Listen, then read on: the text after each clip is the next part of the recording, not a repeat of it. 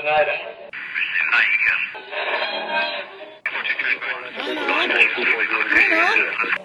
Lionel, is that you? There, I think I got it.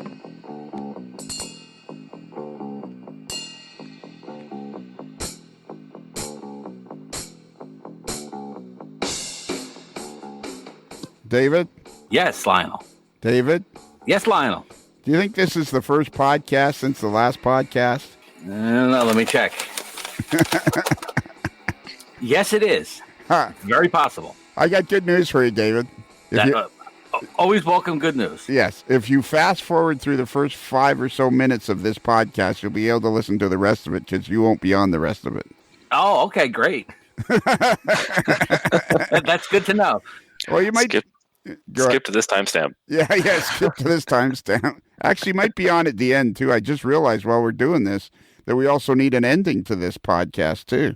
So, David, what this is, we have David Start, our very own, our favorite 8 Days of Rain, our favorite curmudgeon. Hey, you can be this. You could be the AML curmudgeon. That's fine.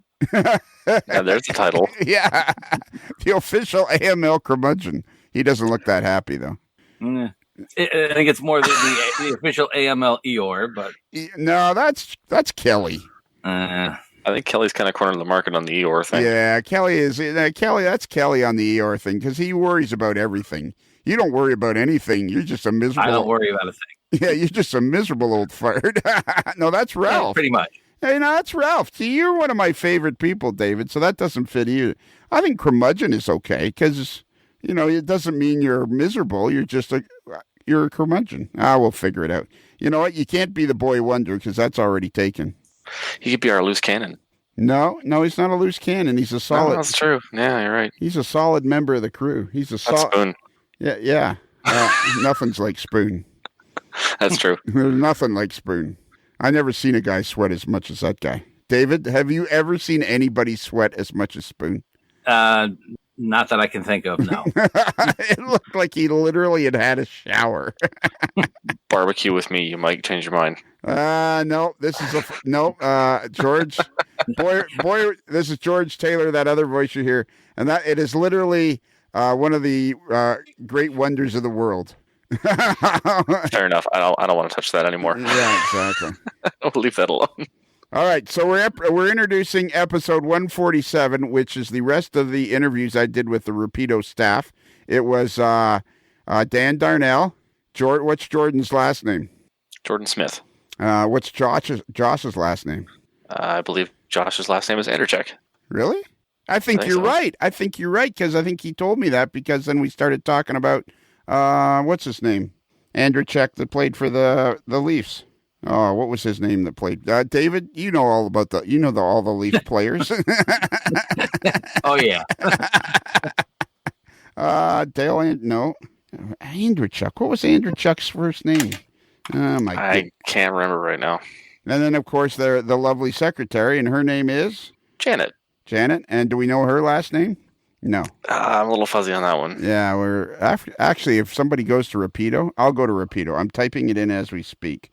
You gonna effort that? I'm gonna effort that. Rapido Trains because they have an About Us thing, and we can go there. They have a 4.6 in Google reviews. There you go. How cool is that? News and about. Let's see. Master classes. Blah blah blah blah blah blah blah blah. I don't see About Us there. Where's the About Us? Rapido blog. Rapido. I don't see where's About Us. I've seen About Us before. Some product support, delivery schedule. Where have I? Isn't under careers? No, I don't think so. Where is About? Hang on, I'm going to help you effort this. Yeah, help me effort this. I'm floundering now because I was just looking at their About page not long ago because I was getting ready to send them the Jason Shron's interview, which was really good. Did you like that one, David? Oh yeah. Yeah, it was good, eh? Absolutely. Were you thinking of Dave Andrechek? Yes. Nice one. See? Here we go. It's under news and about. Meet the Rapido team. There you go. Meet the Rapido team. Okay. So there's and we scroll down. You scroll down. There's Jordan Smith, Dan Darnell, Dan Garcia. Where is Dan Garcia? Where does he hang out? He's probably in... Is he... I was going to say he's probably in Jason's basement, but that doesn't sound very good. He's... I don't know if I met him that day or not. I must have met him that day. Dan's been pretty much with Jason since the beginning, so... Yeah, but Bill Schneider was there first. That's true. So this episode, David, is, and the reason you're here is because I'm so bad at doing these intros by myself, and it doesn't seem like it's much better with you here. I can't listen, so I won't be able to be the judge of that. So. Yeah, exactly. We need everybody to write in and say, are the intros better with David or better without? Let's do a poll. Yeah, let's do a poll. Okay, so this is, we had episode 146, which was Jason Shron, the president and owner of Rapido Trains. And then I also interviewed these other four people, Jordan, Josh, Dan, and Janet. And these are all of these interviews put together into one fun podcast, episode 147. And that's what this is. What's the young guy's name? George? Boy Wonder. What was your feeling on these interviews? I thought they were fantastic. I love listening to them. Yeah. How did I sound? Yeah. You sounded superb. I did not. I had a cold. I was getting over a cold. Still superb. Okay. All right. The sound was good, though the audio was good. The sound was excellent. I was listening to Josh today, and man, oh man, I couldn't get over it. It was like he was in a really expensive studio. This quality equipment. That's all we use here at the old AML Networks. All right. That's it. We've killed enough time. How long have we been talking here? Let's see. 7 minutes. All right. So, David, don't listen to the first 7 minutes of this podcast. Okay. All right. Or the last 7. Yeah, or the last 7. David, can you take us out of here? You did so good last time. Subway chime, go! Okay, so now I'm sitting in Dan Darnell's office at Rapido. The big cheese just walked by, actually. I just saw... Jason, Jason Shron. Now Jason's closing the door. That's a good thing. Yeah, he's already trying to muscle in on your interview. So we're sitting. Your office has moved since the last time I was here. Your office has moved. It's moved 3 times. 3 times. Yeah, it was originally. I think you interviewed me, and I was down where the warranty guys are now. Right. And then we went upstairs for 6 to 8 months. Is there an upstairs here? There is, and we rented space up there for a while. Oh yeah. And the design team was up there. And then Jason decided, well, it was too inconvenient us running back and forth up and down stairs and whatnot. Right. So he took over the unit next to us and expanded, and we all moved back down here. Okay. That's coming up to about a year ago now. All right. So this is the new part then? Yeah, this is the newer area. Okay. Now you got a window. Yeah, it's actually kind of feels like you're in a fishbowl some days. So what exactly is it? You've worked here how long? 5 years now, I guess. So how did you get involved with Rapido then? Well, I always knew Jason prior to that, working and managing George's Trains. He was a customer, and we bought product from him as well and whatnot. So he knew I had a graphic arts background and whatnot. So one day we were talking and decided to make the change and move over. So George's Trains is probably the most famous train store in Toronto. My dad bought from George when George was still in his house. Mm-hmm. My first real memory of model railroading is standing in George's basement, and while my dad and I were talking, he started a train going around his layout. Yeah, because from what I've been told, George would have repairs on Sunday afternoon. Guys would be waiting for him after church on Sunday, and they bring their Lionel over, and he started doing the repairs that way. And then eventually Bob's Trains on Mount Pleasant came up for sale, and he bought that. Yeah. And then the rest is history. And I was like 5 or 6 when I first had any contact. But I remember when I got my driver's license, that's one of the first places I used to go. Yep. And there was the one fella, and they used to wrap all the parcels up in brown paper. Oh, yeah. There was Whack and Rusty. Yeah. Yeah. One was missing his arm. Yep. Remember that? And I spent a lot of time there. So when did you start working for George's Trains? Well, I was still in the print trade. I was working part-time for him, I guess, in the 90s. And then I took over managing there in 2000, I guess. Right. And ran the downtown store with Richard. And then a good friend of mine owned Railview Trains, Dave Morgan. Yeah. And he passed away. So Richard and his brother and whatnot saw it as the opportunity to expand and took over that business, and I came up here to Markham to manage that one. Right. And did that for, I don't know, almost 10 years, I guess. And I think George's Trains from where we're sitting isn't much more than a 7-iron. Yeah. Yeah, it's literally across the intersection from us now. Exactly. Yeah. And then so you knew Jason. And so how did you guys get, you just kind of said, hey, you need any help or? Yeah, we were just talking one day, and he says, why don't you come work for me? Yeah. So it's just basically how it happened. You seem like you really enjoy it here, too. Oh, yeah. Yeah, I guess it's what you make of it. I mean, there's pressures, but there's not pressures, really. It's fun. So you're designing locomotives, freight cars, doing their R&D and whatnot, and traveling to the shows and whatnot. Like I just had lunch with everybody in the boardroom, and I mean, Jason works really hard at making a very family-orientated atmosphere. Mm-hmm. Yeah, definitely. And on a daily basis, like when I was in the print trade, you'd go home with a headache.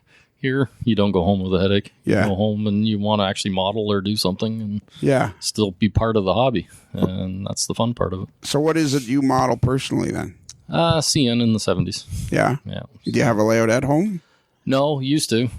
Tore that down many years ago now, and I belong to the Markham Model Railroader. Railview Historical Society. Right. It's above George's Trains there. And, it's quite large. Yeah.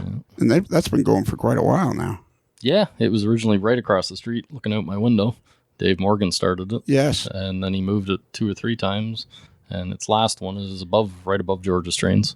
Okay, so what exactly is it you do for... now, I'll describe his office. His office is like every model railroader would love to be in this office because there's a great bookcase with all kinds of books and a lot of the hardcover books. It's amazing how many hardcover books have been produced. And I hate to think of the value sitting there. I know. I think personally, and I say this on and on and on in the podcast, and I'm thinking people have got to get bored of me saying this, but I think personally this hobby is way bigger than anybody realizes. Oh, yeah. And I think it's gonna explode, and we're all going to be covered with model railroad goo.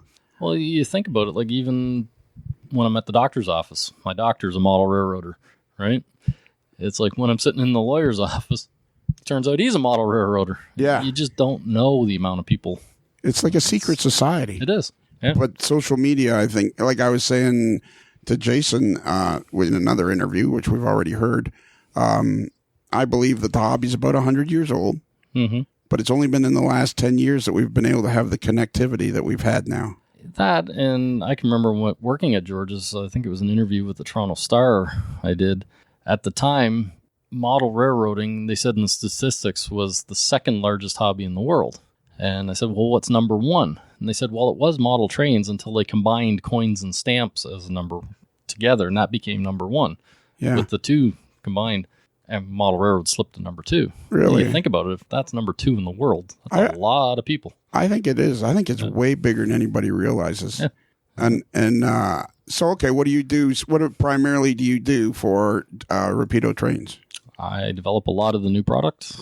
I work with the other developers, and we come up with it. The RS-18 was my project. The RS-11s, a lot of the Canadian stuff, especially, is what I do. Yeah, and how do you determine?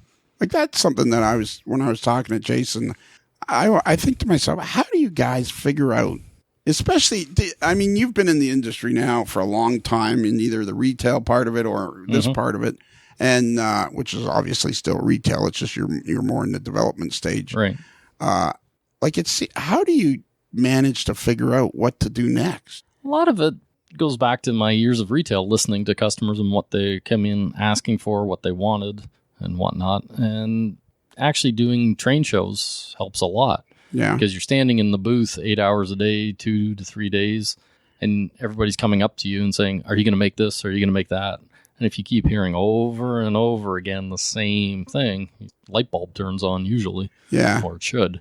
Yeah. And then we look into it and see, can we actually do it? Yeah, your brain starts mulling around. Yeah. Yeah. Guys keep saying RS-11, RS-11. Yeah. And I mean, that was a model that had already been produced. Yeah, but not to the Rapido level of detail. Yeah. Right. And we did some pretty innovative things between the 18 and that, with the lit control stands inside and track inspection lights and that kind of thing and whatnot. So when you're developing a model, so are you the guy that like does the designing of it?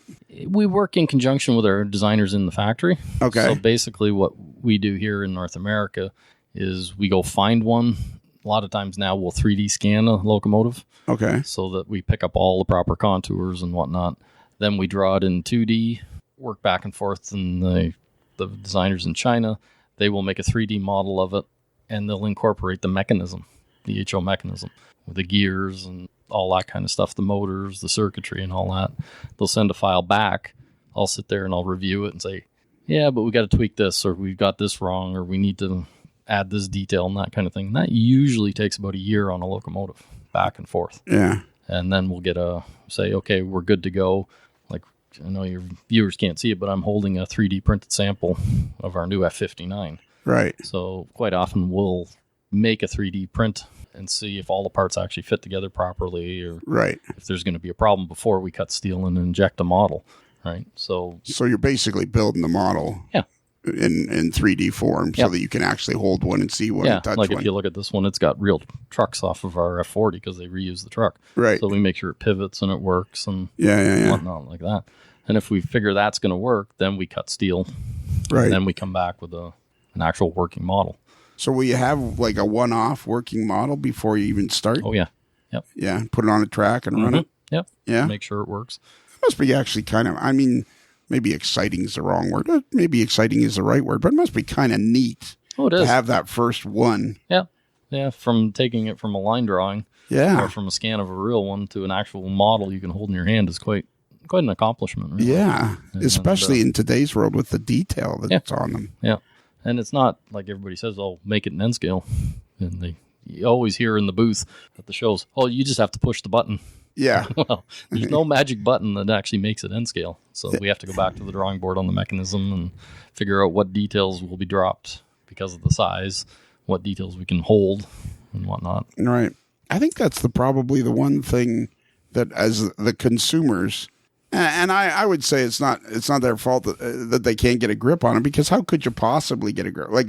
They don't realize the amount of work that goes into it, really. Yeah. And unless you sit here day in, day out and watch one of us, you really wouldn't.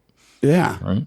Because, in a day's work, it might seem like you hardly got anything done. Mm-hmm. I can work all day on one valve.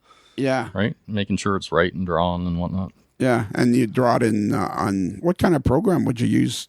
We use all sorts of different ones, from Illustrator, Photoshop, InDesign to do documents, and then AutoCAD, all different. And did you teach yourself all that stuff?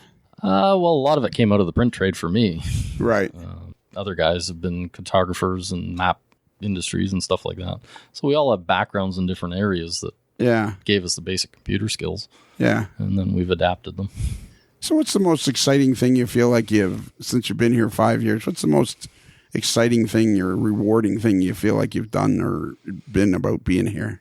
Well, it would be the Canadian models that I've produced. The 1200 RS, the RS-18. Yeah. There's some pretty unique Canadian things. The 3800 cubic foot cylindrical hopper was another Canadian icon that had never been done. Yeah. And whatnot. I kind of like doing the Canadian stuff because that's what I grew up with. And we all took the Athearn blue box and tried to modify it and make it into something Canadian that, we were happy with it at the time, but now we have the technology, we can actually do it. Is the Canadian market big enough to support, or do you sell many of the Canadian models in the States? There's a lot of Canadian modelers in the States. Yeah. Right? So we sell just as much Canadian stuff in the U.S. All right. Especially in the Northeast, up around Boston, Maine, all that. CNCP, we're down that way. Yeah. Whatnot. So. And how do you figure out how many models to produce? Is it just kind of a... That's really Jason. Yeah. He has it down to a science. He just gets this feeling that he knows. Yeah. And he's usually pretty bang on. Really? Yeah. That's kind of cool. I'm still amazed at that, really. Yeah. Yeah. Sometimes it sells out a little faster than he thought, but generally he's right on the money. I was amazed at that well car that he did where he donated $10. Oh, the breast cancer one. The thing sold out in instantly. 36 hours. Yeah. That's a cool car. I think I still have one up on my desk there. Yeah. Yeah.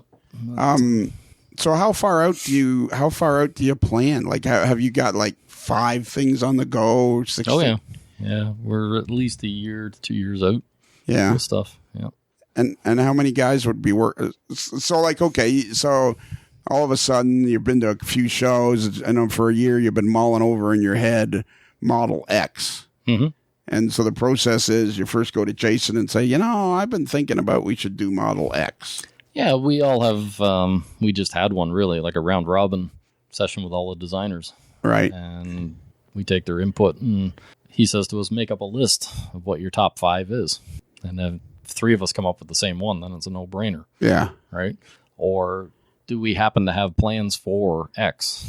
Like, did they just happen to fall in our hands that we don't have to do a lot of the legwork of going to find the stuff? Yeah. Right? It all depends. Sometimes it's handed to us. Sometimes we have to go searching for it. Sometimes we scan the real one. Sometimes we go out and take field measurements. So yeah. It all depends on how it's presented to us and how we get the information. And I mean, your office just looks like a museum for CN in here. Yeah, that's what I get accused of. And it's even painted orange, CN orange. I did that on a weekend in my first office, and Janet came in and went, "What?" Kind of glowed. Yeah, it does glow. Yeah. My CN employee number was 852364. I worked for the CN North, like one of my first real job out of high school. Cool. Was working for the Canadian Astronaut. I drove truck out of Concord. Oh, yeah. CN Express. Yeah. And then I worked in the car shops a bit and stuff like that. Well, I can remember. That was back in the days when it was kind of, you could bid any job you wanted. Yeah, my dad drove for OK Transport. Okay. I can remember getting in the cab and going up the CN when he was picking up there. Yeah. So what's in all those little drawers there? Well, go open one up. All right. I'm walking over to his photos. Full of slides. Full of slides and photos. Yeah. That's a collection that was given to me by a former Toronto police officer. Oh, really? He passed away now. But he took his camera every day to work and would drive through Agent Courtyard and Spadina and everything with the cruiser, taking pictures. So I think this, it's the same old subject that I'm just beaten to death. But the one thing this podcast has done for me has made me realize that this hobby, I think, is just massively bigger than anybody realizes. Oh, yeah. Yeah, like he was a police officer, I think, all through the 70s. And his kick was take the cruiser and drive through the yard and take as many pictures because nobody bothered him. Yeah, who's going to stop him? Yeah. So, and going through the shots now, it's like a vault. So yeah. We're finding stuff in there that's unbelievable. And you probably met him through George's Trains? Actually, I did at one point, but then he passed away years later. Right. And he said, basically, come up and get it. Wow. Whatnot, so... And when you're not in the office, and do you do rail fanning? What do you like? Yeah, I do a lot. Like I have my own little Facebook page called Backshop Precision Modeling. Okay. And I do custom painting and whatnot, which is a offspin of my years at George's. Okay, well let's talk about that. Yeah, so I do. So it's called Backshop Precision Modeling. Yep. And it's a Facebook page. I'm going to look right on my phone right now. Yeah. We might have to put in elevator music while I'm looking on my phone. Yeah. But I do a lot of custom painting. And how do you find your customers? They just know of you now? Oh, yeah. Yeah. Yeah, I don't really solicit anything. But, yeah. Okay, I'm putting Backshop. Mm-hmm. And then I'm going to spell precision, P-R-E. This is the thing. Oh, look at it came up already. Did it? Cool. Yeah. That is Backshop Precision Modeling. So on the top picture is a picture of what's that? The cover shot is some sort of unusual. Yeah, that's a CN tank engine that was used in commuter service. I believe it's in the old Stratford shops there, hanging by a crane. Okay. All right. So here's a caboose. Is this one that you painted? Yeah, I'm working on that right now, actually, for Jordan Smith. Oh, I have one of the fellas that works there. Yep. And that's an old Van Hobbies that re-detailed and whatnot and painted. Yeah. Mm-hmm. Is that it there too? Yeah. Yeah. How hard is it to paint brass models? I don't find it that hard. I have a microblaster that'll take off any heavy old lacquer coating they used to put on them. Yeah. And then I quite like the Tamiya metal primer. So I prime them with that. Right. And it's just airbrushing on top of that. And what are you using acrylic or? I use anything and everything. Yeah. A lot of acrylic now, but I'm dyed in the wool scale coat guy too. Are you? Yeah. Okay. And scale coat, is that the one that's made by the guy that owns Minuteman Models? Yeah, he bought out Weaver. Yes. And he's brought it all back out. Yeah. So, yeah, I was in his booth there at Springfield and Boy, before I knew it was $230 in paint. Yeah, that guy's a going concern, isn't he? Isn't he? Yeah. Because he had Minuteman models, and I met him through a fellow named Jason Rice, or Reese. I'm always saying it wrong. Sorry, Jason. And so then he started Minuteman models, and then he bought Scale Coat paints. I mean, that guy's like... Yeah, well, here, too, we have our own acrylic line proto paint. Do you? And a lot of the models that I paint for the company are all painted with that. And, so Rapido Trains has a line of paints? Yeah. It started as Canadian only. It started when I worked at George's Trains. We had a customer come in, and he was talking about Flocal getting out of it and whatnot, and he asked if I still wanted to continue on with the line. I sort of looked at him puzzled, and I go, what are you talking about? How can I continue on with it? He goes, well, I own the company in Toronto that was making the paint for Floquil and shipping it down to them in the States. I have the formula. So we brought it out as George's Trains proto paint. Right. And when I left there, Richard didn't really want to continue on with it. So we brought it over here, and we've expanded the line now into the U.S. colors and whatnot. And see, now I didn't even know that. Yeah. I vaguely seem to remember that last time I was here, Jason saying something about that. That's one of our paint labels, but we have full line of acrylic paint. Oh, okay. We have weathering colors and railroad colors. Now when it was Floquil, it was lacquer-based paint. Well, the original was, and then they went to, remember Polyscale? Yes. Then they morphed that into an acrylic line. Okay. So that was their last line that they left with, and that's what we've continued on with that formula. And obviously you have pretty good luck with it. I mean, you're playing, so that must be coming quite handy for the company because you're a custom painter. Mm-hmm. So you can... Yeah, I mix colors for them, spray out chips and whatnot. And be judgmental of the quality of the product. Yeah, exactly. How many colors would you guys have now? Probably. Oh, we're close to 60, I believe, if not more now. And it's produced here in Toronto. Yes, it's made here in Toronto. And you ship it all over. Yep, it's Walters carries it as a distributor. Right. A few other big U.S. distributors have it. We don't sell it direct, so it's through your hobby shop. You can order it. Okay. And whatnot. Man, I feel like a dope. I didn't even know that. Yeah, it's been going now for 4 years. Okay, for 4 years. What's this bus that you painted? Oh, that was did some stuff. You know, new iconic replicas. They came out with the old gray coach colors. Yeah. I decided I wanted one in the new one, so did it up, and then Bob at Credit Valley had me do 2 or 3 up to sell there. So what bus is that? Oh, it's an MC something or other. What model would that be? What year? Yeah, like, is that a HO scale? Oh, it's HO, yeah. Yeah, it's a new line of buses from Iconic Replicas. Iconic Replicas. Yeah. So they're doing the old gray coach colors. That's the... Man, I could sit here for a couple of hours. Mm-hmm. This is fantastic. The detail on these vehicles now, they're spectacular. Again, they're taking real ones and working with them. And how much would these buses cost, roughly? The ones I custom painted went for about $100, and I think they're about $50 factory painted. Out of the store, yeah. Wow. $100. Man, oh man. See, now I didn't know this. This is why I got to come in. Well, what is this? There's a Coke truck I just made. That's an Athearn C cab. And then the Coke body came from, I believe it was Mini Metals. They did it on a different truck. Right. And I just had the parts laying around one day and I threw them together. Now, did you sell that or did you keep that? No, I kept that one for myself. Yeah. Mm-hmm. What's the most interesting thing you think you've painted?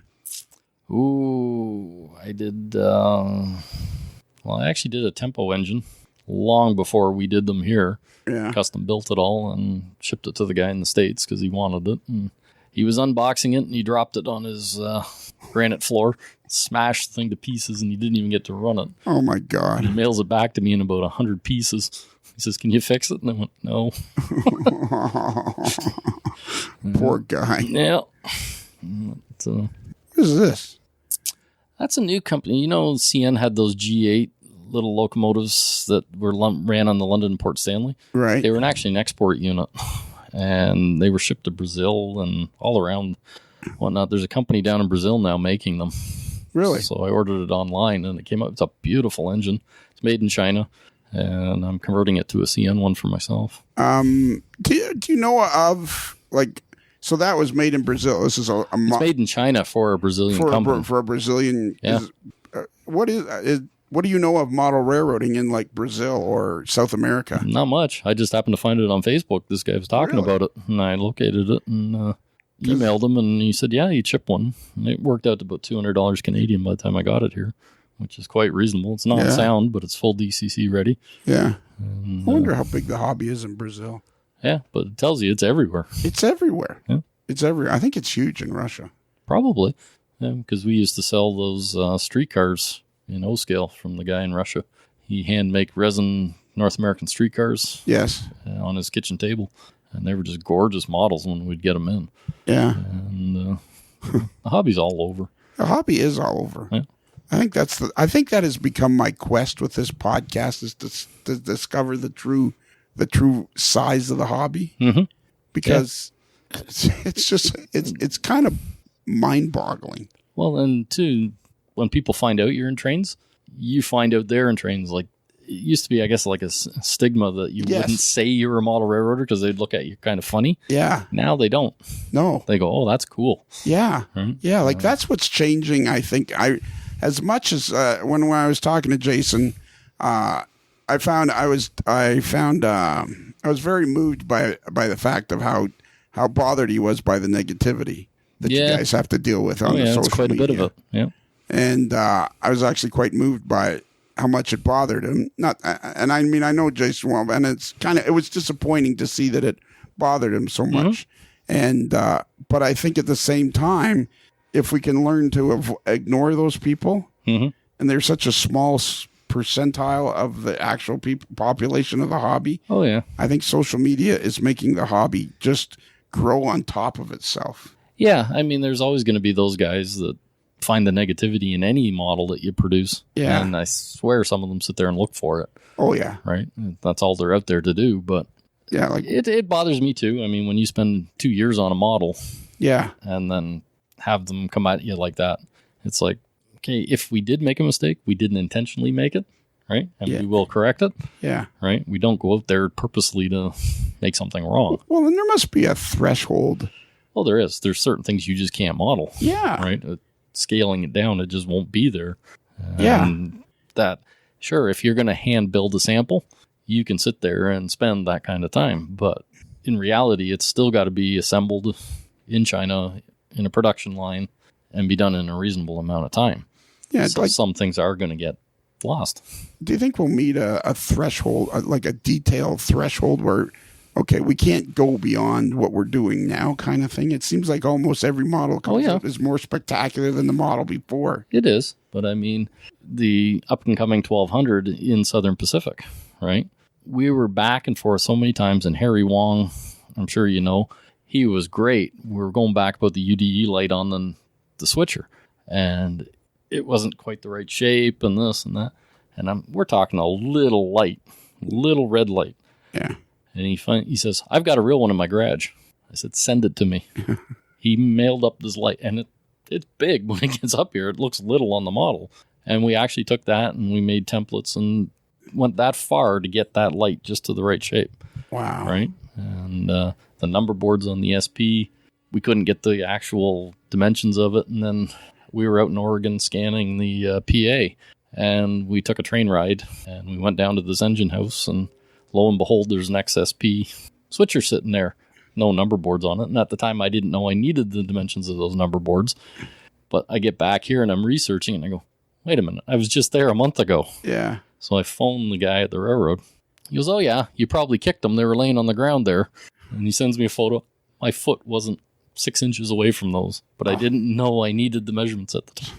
So he goes out with his tape measure, and he measures them all and takes photos for me and emails them back to me. But it's just, you never know when you're going to need it. Yeah. And the other thing that people don't take into account is, okay, you know, you talk about the costs of tooling, and tooling is hundreds of thousands of dollars, is easily over $100,000. Yeah. But on top of that is all the man hours that go into designing it to make the tooling. And the research. And the research. And the research for the man hours for the research. Like every hour you spend is an hour that has to be billed and put into the cost of the model. Exactly. Yeah. It's crazy. It's crazy. What is this now you produced? I think I drove that. Oh, that's a Atlas bread truck. Yeah. You painted it CN? My friend Mike Budd made the new grill to change it into an old GMC. That's what I drove. Yeah. I drove those. So I cast the grill in resin, I put it in, and... So now do you sell any of your models? Or? Oh, yeah, quite a few. And where do you sell them? Anywhere and everywhere, word of mouth, George's, Greta Valley, on Facebook. Yeah. Sometimes on eBay, but the fees are getting a little high. eBay's getting all screwed up. Yeah.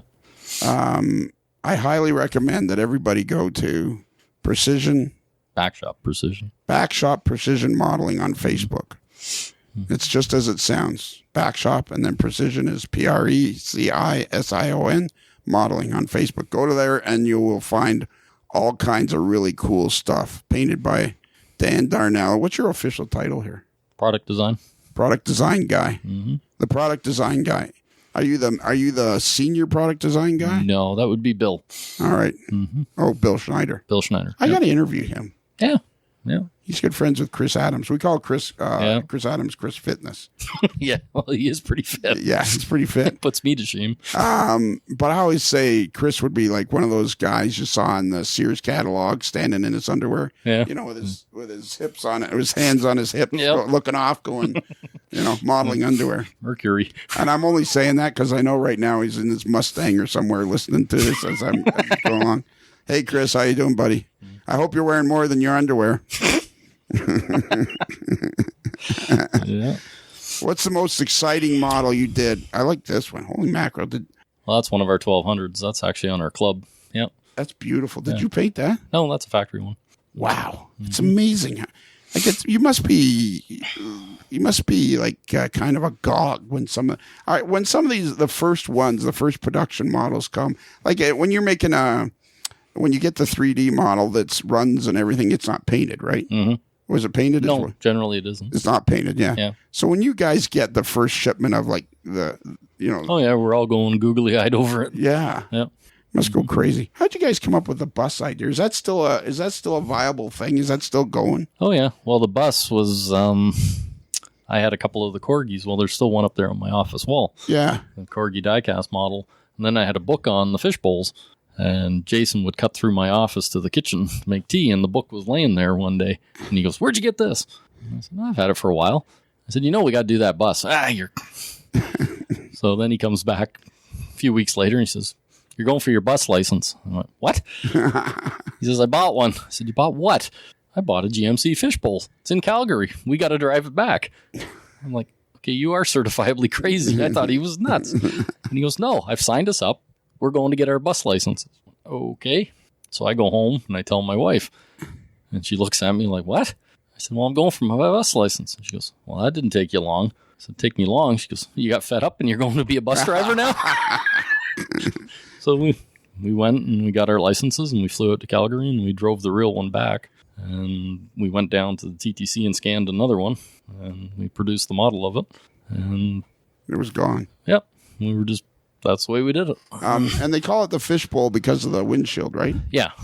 It's got that big fishbowl windshield on the front of it. And how many, don't tell me if you can't or don't want to or don't feel you should, but how many of those did you produce? Honestly, I couldn't tell you. Jason could. Right. I don't really see the final numbers. Okay, you don't get involved in any of that stuff. No. Which is you're probably just as happy that way anyways. Yeah.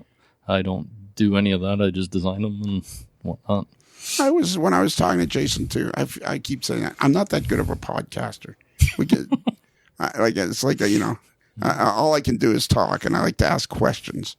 And I know that I sense that I'm always repeating things. So this interview that we're doing will be separate from the interview I did with Jason because because it was like an hour and 40 minutes. Oddly enough, when you get Jason started talking, really, I've never experienced that, which is great though. It's really cool. And so my question, don't tell me I had a good question. Oh yeah. So when I was talking to him, like I got the sense that everybody enjoys, like the atmosphere here is very much, let's have fun first. So, yeah. I mean, we all know what we got to get done in a given day. Make money. And you got to get your work done. But it's not go in our office, close the door like you are in an office building and don't bother me type of thing. Yeah. It's about making a good product. And so look, this is beautiful. This is Steam engine you did. Oh, yeah. That was, What is that? I think that was a 210-2. The ones that they used to be the pushers up the Don Valley. Yeah. Yeah. Now the Don Valley is in Toronto. Yeah, That's or one not thing the Don Valley. Sorry, they pushed up to Danforth. up to Danforth. So one thing I'm always yelling at Bruce, the moderately agitated mailboy, about is we always have to make sure we describe what we're talking about to everybody because people all over the world listen to it. Right. So the Danforth is in Toronto, Ontario. Yeah. And it's where one of the lines ran. Yeah. So how hard is it to paint a steam locomotive? It's a little more difficult than a diesel because you do have to pull all the drivers out to paint the frame, and some painters will just spray paint right over it all. Yeah. And I don't like doing that. It gums up all the bearings and whatnot. Don't you have to kind of have some sort of mechanical aptitude to take apart an HO scale? You must have to have some sort of mechanical aptitude. Sure helps. I mean, 'cause you got to keep the wheels quartered and whatnot, and make sure you get your rods and your eccentric crank in the right position. Yeah, because you got to put it all back together again. I tend to cheat now. I don't remember as much as I used to, so I take pictures on my phone of it before I pull it apart. That's the other thing. Wow. I see here Toronto Railway Prototype Modelers Meet that will be held on, and it's going to be sponsored by Rapido. Oh, that was a couple of years ago now. Yeah, I know. Yeah. I missed it. I think there are other ones coming up soon. Yeah. I should go to that one. All right. Well, we should close this up, and I'll go talk to Jordan. And should I talk to Jordan next? Sure. I'm going to talk to Janet, too. I know she's not going to want to. Oh, she'll want to. Yeah, you think so? I was thinking she'll probably go in there and say, nah, no time. Who else should I talk to besides Jordan? Josh. He's another product designer next door. Okay, I'll go talk to Josh. He'd be a good one. How long has he worked here? 3 years now, maybe. Okay, Yep. I'll go talk to Josh and see what He Josh... was actually a TTC driver.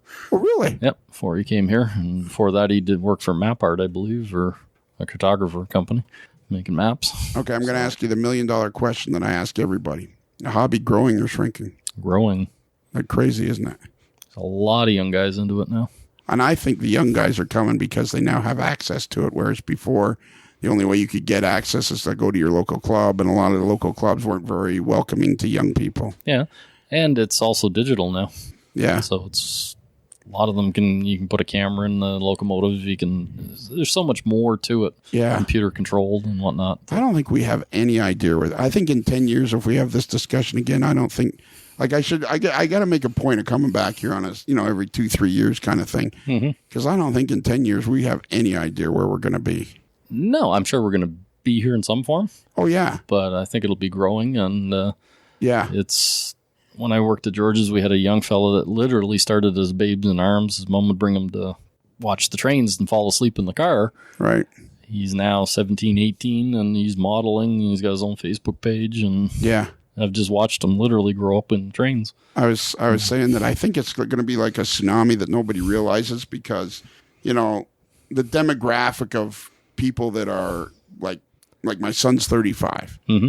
So, when he was born, personal computers were just barely getting started. But I would say he's of that computer age. Right. 35, I would say is. Mm-hmm. And so I think there's a whole pile of people that are 35 to 15 or 10. And that's going to be like a tsunami wave that moves forward. Basically a changing of the guard. Yeah, really. Basically, because in 10 years, that'll be a group of 45 to 15-year-olds. But we're seeing that in the modeling, what the guys model, right? When I was growing up, it was always you model the 50s. Yeah. I didn't remember the 50s. Yeah. Right? But every club I went to, everything was CN green and gold or maroon and gray. It was CP, CN back then. And now my generation's modeling the 70s. Yeah. Right? So another 10 years, it's going to be the 80s and 90s that are the prime. Do you think like the GEVOs will be that exciting? And not to me, they won't. But I tell you, some of the younger guys, that's all they dream about. That's all they want to talk about is the GEVOs. Yeah. It's kind of a cool looking engine, the big aces and all that stuff. Yeah, it is. But to me, they're getting so big, you can't have them on a layout. Yeah. Unless you have a huge layout. Yeah. Right? Whereas a GP7, GP9, they're small enough that you can run on a home layout. And I think first generation diesels and the early second generation diesels, they had so much character. Yeah. Well, the new ones do too. I mean, there's a lot of technology in them. But they're just massive pieces of machinery. Yeah. And like the other thing for me is they're all the same. Yes. CN is just another big U.S. railroad now. Their GEs look like anybody else's GEs. The only thing I've discovered is, because of the podcast. Podcast is like, of all the things I've done in model railroading, this is like the coolest thing I've ever done because I just get to meet and learn so much stuff. Mm-hmm. But the other thing that I've realized recently is there's a lot of good-sized regional railroads. Yeah. Like my friend Scott Thornton models the Iowa Interstate Railroad. I love that layout. Yeah. It's gorgeous. Yeah. Yeah, and I think there's we went away from short lines. Then it seemed like there was like 4 railroads on the entire continent, and now when you start realizing it, there's a ton of good size. I guess they're Class 2 railroads like the Kansas City Southern and the Iowa Interstate and all that. Mm-hmm. And I think that'll be. I think it's coming around full circle that way. Well, you got to look too. Like CN and CP are buying back stuff they spun off. Yeah. Right. It's coming full circle again. Yeah. Yeah. All right. Any last words, Dan? No, appreciate you coming down, and you're welcome anytime. I'm gonna. Yeah, I will. I will be back like a bad rash. Sounds good.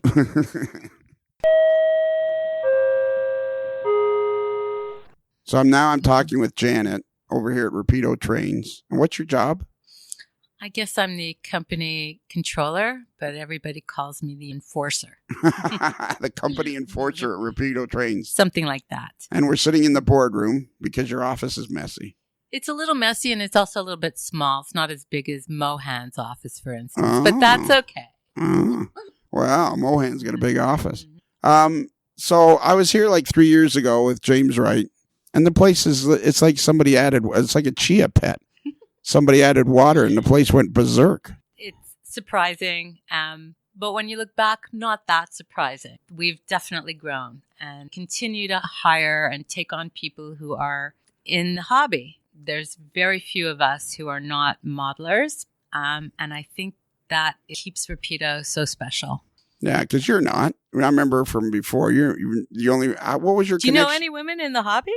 I actually do. I actually know there's Kaylee Zhang, who actually I think by the time this comes out, she will be helping you guys with American warranty repairs. Where does she live? She lives in Connecticut. I have to try to look her up on Facebook. Yeah, look her up on Facebook. She's in the hobby, and then I know Michelle Kempema in Colorado. She runs the Colorado Model Railroad Museum. There's actually way more women in the hobby than you would realize. And then we have Tracy Boyd, who's the official flight attendant of the AML Network. Mm-hmm. And she enjoys the hobby quite a bit because her dad was in it. And she likes machines and she likes trains and all that stuff. So there you go. So there's 3 right off the top of my head. Yeah, but none of them live in Markham, Ontario. Otherwise, they'd be working here. That's true. Mm-hmm. That's true. So how does Jason find all these people? Is it just because of his personality? He speaks up and says, hey. Without a doubt, his personality, definitely one of a kind. It attracts the right people, I think. We have a huge following on our newsletter. People wait for our newsletter. They ask for it. If it's been 2 weeks and Jason hasn't written about how he, spent an hour in the bathroom, they'll be wanting to know, when's the next newsletter coming out. So we often post our employment requirements in the newsletter. And we get responses, and it's always works. Sometimes people just kind of show up and start chatting. Next thing you know, they're in the back fixing something, and we can't get rid of them. And right. it's a beautiful thing. So unusual. I've worked at so many places. I've never. How long have you been with Jason? I just celebrated 10 years with him. Oh, yeah. So were you like his first employee, or was Bill Schneider his first guy? I think Bill was the first, then Dan, and I came right after Dan. It wasn't like I came 4 years after Dan. But when I started, I was only working for him 1 day a week. Okay. And then it gradually went to 2, then to 3. Then it was like, you're going to have to let your other job go, Janet, because I need you. So it evolved, like Rapido itself evolved. Yeah. It's amazing just how quickly it's growing. So what do you know of the hobby outside of Rapido? Do you know anything of the hobby outside of Rapido? I know it has very passionate consumers. You may have to edit this part because I know a lot of how the hobby works from the back end of it, right? The manufacturing and the logistics of getting all of our projects made. I got a question for you because I've been kind of asking. I was actually touched by how disappointed Jason was with the negativity from social media. I think he's fine. I was very touched by how hard he's finding that.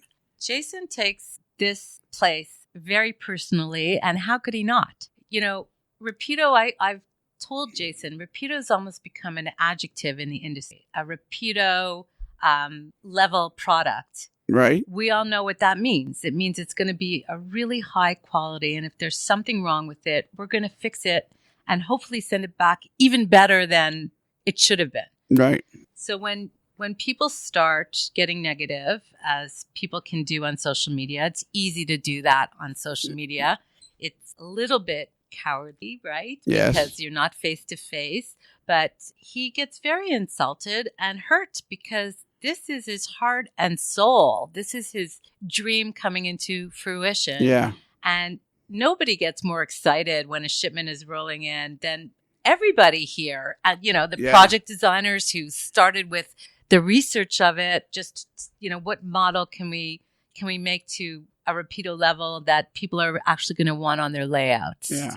So yes, Jason takes everything that goes on here very personally, and he treats people here extremely well, which is why he's got such a loyal following. And I don't know, there's a level of harmony in this place. I'm not saying it's perfect. Oh, no. Every company has issues, big issues, logistics and all kinds of things. But in terms of working with my colleagues and all of us together, I think there's a lot of respect under this roof. And I thought that was very evident because I sat with you guys at lunchtime because you all sit in the boardroom together and have lunch. And I thought that was very evident when you guys were all together and how much fun you were having just sitting around. And I felt like people weren't intimidated. They didn't feel intimidated that they couldn't talk about whatever they wanted just because Jason was part of the discussion. Absolutely. No, there's a real admiration.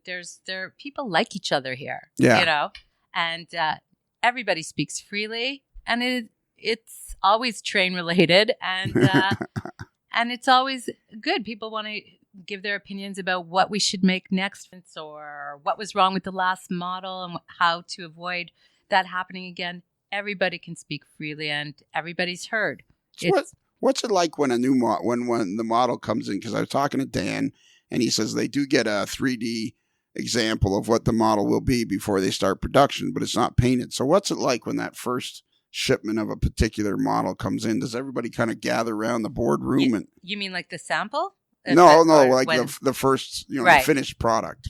Well, it comes in a huge skid because there's many units, and I'd say there's a little bit of excitement, and then there's probably a lot of silence because people are looking. They're unpacking boxes, and they're focused. Right. They're looking for errors and, you know, things that are wrong, but they're also admiring when it's right. Yeah. So I guess it's just everybody's very interested. Yeah, you know? yeah. There's a huge interest. So you've seen probably almost all of the models as they've come through here. Was there one, because you're not a model railroader, but you're very interested, you're very much like being part of Rapido. You love the job, you love the people, you love the whole community of things. Is there one model that came in that you kind of went, well, that's cool? Well, recently I think it's the Hudson, you know, when it started playing the national anthem, I was laughing and also a little bit emotional. I just thought it was fantastic. I thought it was brilliant. It made me proud. Yeah. And before that, a few years ago, there was a huge production we made of the Canadiens. Right. And that was a big model as well. You know what? They're all special. They are. Even to me, they're all special. They're like kids. So, okay, I'm going to ask you the $1 million question I ask everybody, especially in the industry. Do you, as you've seen over these 10 years, does it look like the hobby's growing to you?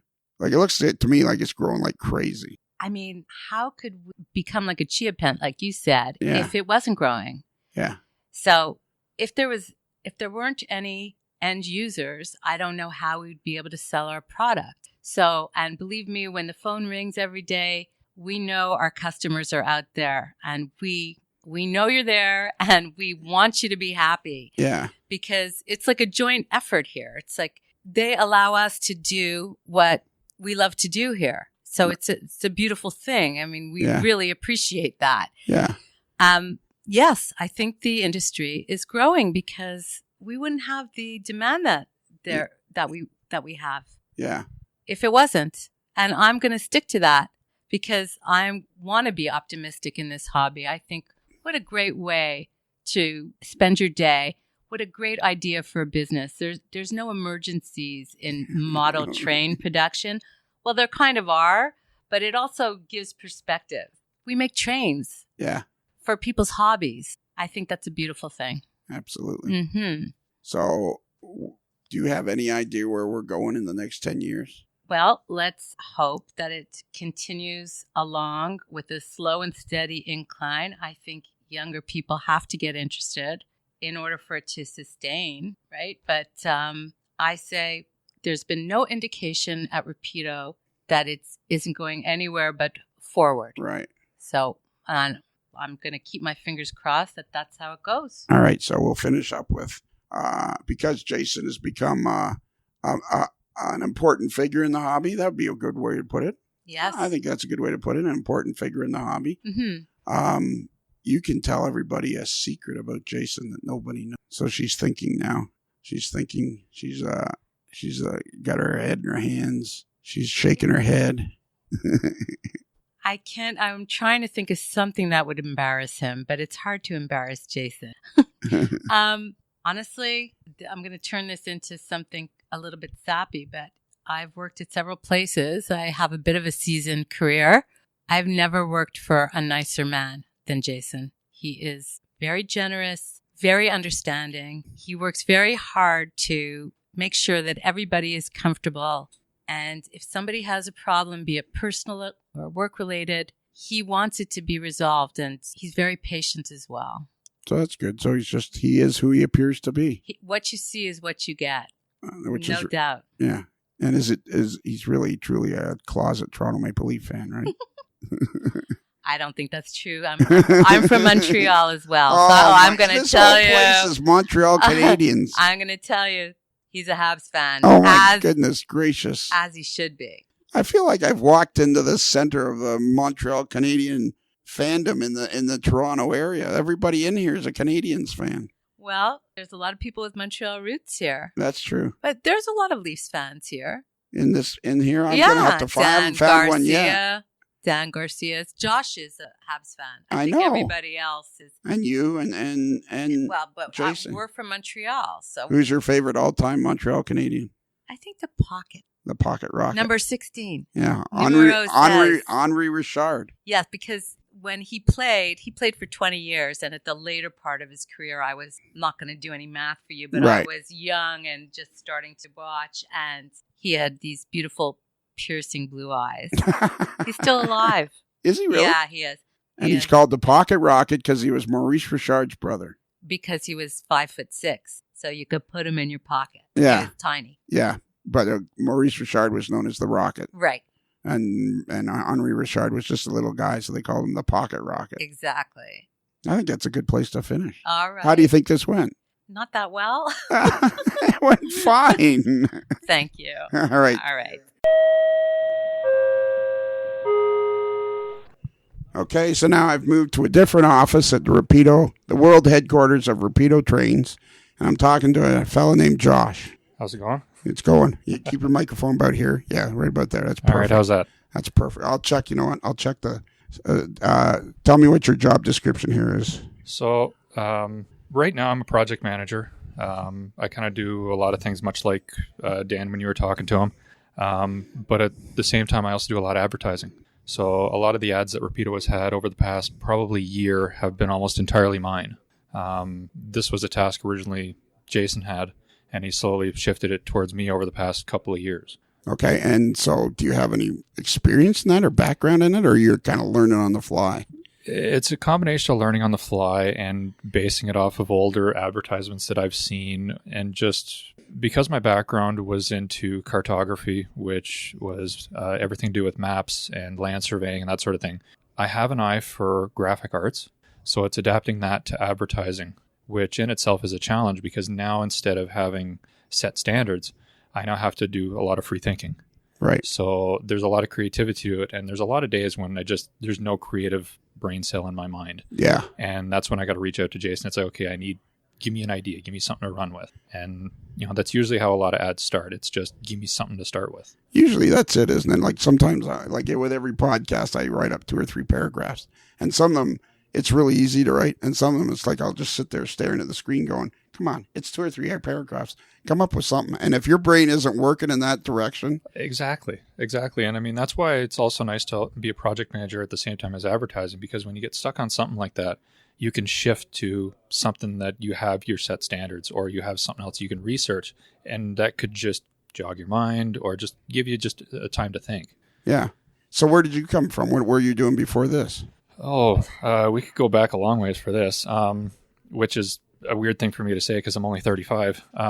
So I originally started, I went to school for anything to do with maps, land surveying, transportation, and urban planning. And that kind of didn't really pan out the way I wanted it to. I got into the industry a little bit doing maps. And then when it really wasn't working, I actually worked for the TTC here in Toronto for almost 10 years. Okay. And I was a bus driver. I was a streetcar driver. Did that until mid-2016. Well, actually until 2017. But in 2016, Jason asked me, would you, we're looking for a new project manager. Would you ever think about it? Because up to that point, I'd done just odd jobs for Rapido on the side. And I was also looking for a change as well because, my 9.5 years at TTC, it wasn't really what I had hoped it would be. Right, yeah. Well, driving a bus, I mean, there's nothing wrong with driving a bus or a streetcar. It's a good, solid way to make a living. But if you're a creative person. Yeah. And I did a lot of creative stuff on the side as well. Like I still drew my maps and worked with my own model trains and that sort of thing. And I always found that, while it was a great job, it was handling a lot of people. And there was the stress involved with the job that a lot of people don't see on a day-to-day basis. And that was really bringing me down. It's like, no, I need a change, like something drastic, or else things are not going to end well. Right. Yeah. Yeah. So how did you guys first meet up in the very early? So, the first time I actually met Jason, because I've been friends with Dan Garcia for a number of years, was back, I want to say around 2008. And Dan had to do a trip down to southwestern Ontario, and we went along because we always used to go rail fanning together. And it was to measure a car that has actually since it actually has not been made yet by Rapido in all those years. But Jason wanted to see what I could do for drawing. So I ended up designing a truck. And it actually ended up being used not that long ago on the N-scale baggage car. And that was actually my first start way back. Yeah, I think it was 2007, 2008. And that was my initial introduction to Jason. Back then, he wasn't, he was a nice guy. Sure, yeah. But not what I see today. It's like, okay, this is, Jason's, I won't say gone off the deep end, but he's definitely turned into a very creative character and a very nice guy to actually work with. Yeah. And then he reached out again because I'd done that drafting work for him to see if I wanted to do it full time. And that was a big decision for me. It took 6 months to actually come up with whether I wanted to or not. Right. And so eventually are you a Montreal Canadiens fan too? Yeah, that was another perk of the job. My apologies, but I also am not sorry because my team is not doing well this year. All right. Who's your favorite all-time Montreal Canadian? Patrick Waugh, hands down. Walking away. My son and I are dyed in the wool Leaf fans. We are fortunate enough to get my friend owns seasons tickets, and we get 10, 12 games a year that we go to the games, and he's had they were in his family since 1941, and he was the 500th guy to pick out tickets when they changed arenas, and he was in the lower bowl, and he said to the lady, what about in the upper bowl? Have the tickets been gone? And she said no, and he got the first 2 tickets on the upper bowl. So we're like just inside the between the blue line and the center line, at the end of the Leafs attack twice, facing the bench, the players' bench, and we've decided they're the best 2 seats in all of hockey. Yeah, see, like I've been to a couple of hockey games myself. I've only actually ever been to one Canadiens game, and it was ironically here in Toronto. Okay. And like I've sat in boxes, I've sat in the lower bowl, and honestly, the best seat for me is front row, upper level, or middle level. You can see everything. It's the same with baseball games. Oh too. yeah, it's you can see everything. But anyways, getting on to that. So we're both dyed in the wool Maple Leaf fans. I can't see me ever wearing anything Canadiens, even if it was given to me. See, however, let me finish. we both agree we love Patrick Waugh. Yeah. And I mean, growing up at a young age and like, the Canadiens won it in 93, my apologies. Yes. But seeing Patrick Waugh, and I mean, at that time I was also playing minor hockey and I was a goalie. Right. I kind of based my style off of his. So seeing that, and it's like that really cemented, my desire to be a Canadiens fan. And I even was briefly a Colorado fan when he got traded off because I followed him. Sure. But that didn't really stick. And, I was like, no, I'm born and raised Habs. And our favorite thing about Patrick Waugh is he walked out, he got off the ice. He was getting shelled one night, walked off the ice and said to the owner, "This is the last time you'll ever see me wearing a Canadian sweater." And it literally was the last time he ever wore it. The home game against Detroit. Yep. Yeah. And but then he goes on, and how often does a superstar become a coach and then lead that team to a Stanley Cup? Yeah. He never did, but he also did some great things with Colorado and even at some of the junior teams. Yeah. So I mean, it's great. So we agree there. Yes. We all agree there. Yeah. Okay, so you've come here. You've been here for like 3 years. Yeah. And it's everybody here seems to be pretty pleased to be here.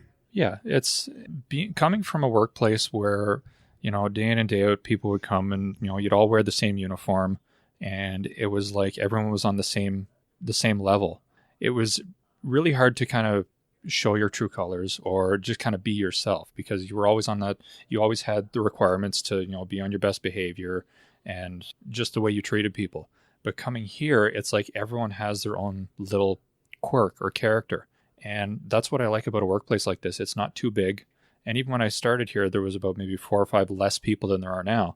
And we all got along together. We all have that common theme, that common interest. And that, for me, that was bonding that I never experienced in some of my past jobs. Like, there's a lot of guys here. We'll go out and have drinks or grab food afterwards.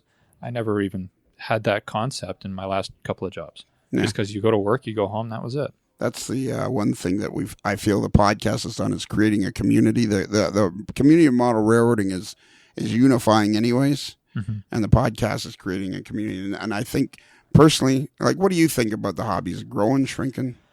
I still don't have the biggest grasp on how big the hobby is. I mean, being a project manager, like I design stuff that people want. I see the feedback. I talk to people at shows, and I think there is an element of it that is growing. There are elements that I think are not growing. Like, I mean, there's a lot of, it's like, in the past we've tried to put out steam locomotives, and it's like, for me, my perspective is that side of the hobby is dying. Right. There's that real push towards 60s, 70s, 80s, because it's been that era that's never really been modeled. And now that all these companies, including us, are coming out with the stuff, people are starting to model that. And I think there is that big push now. Yeah.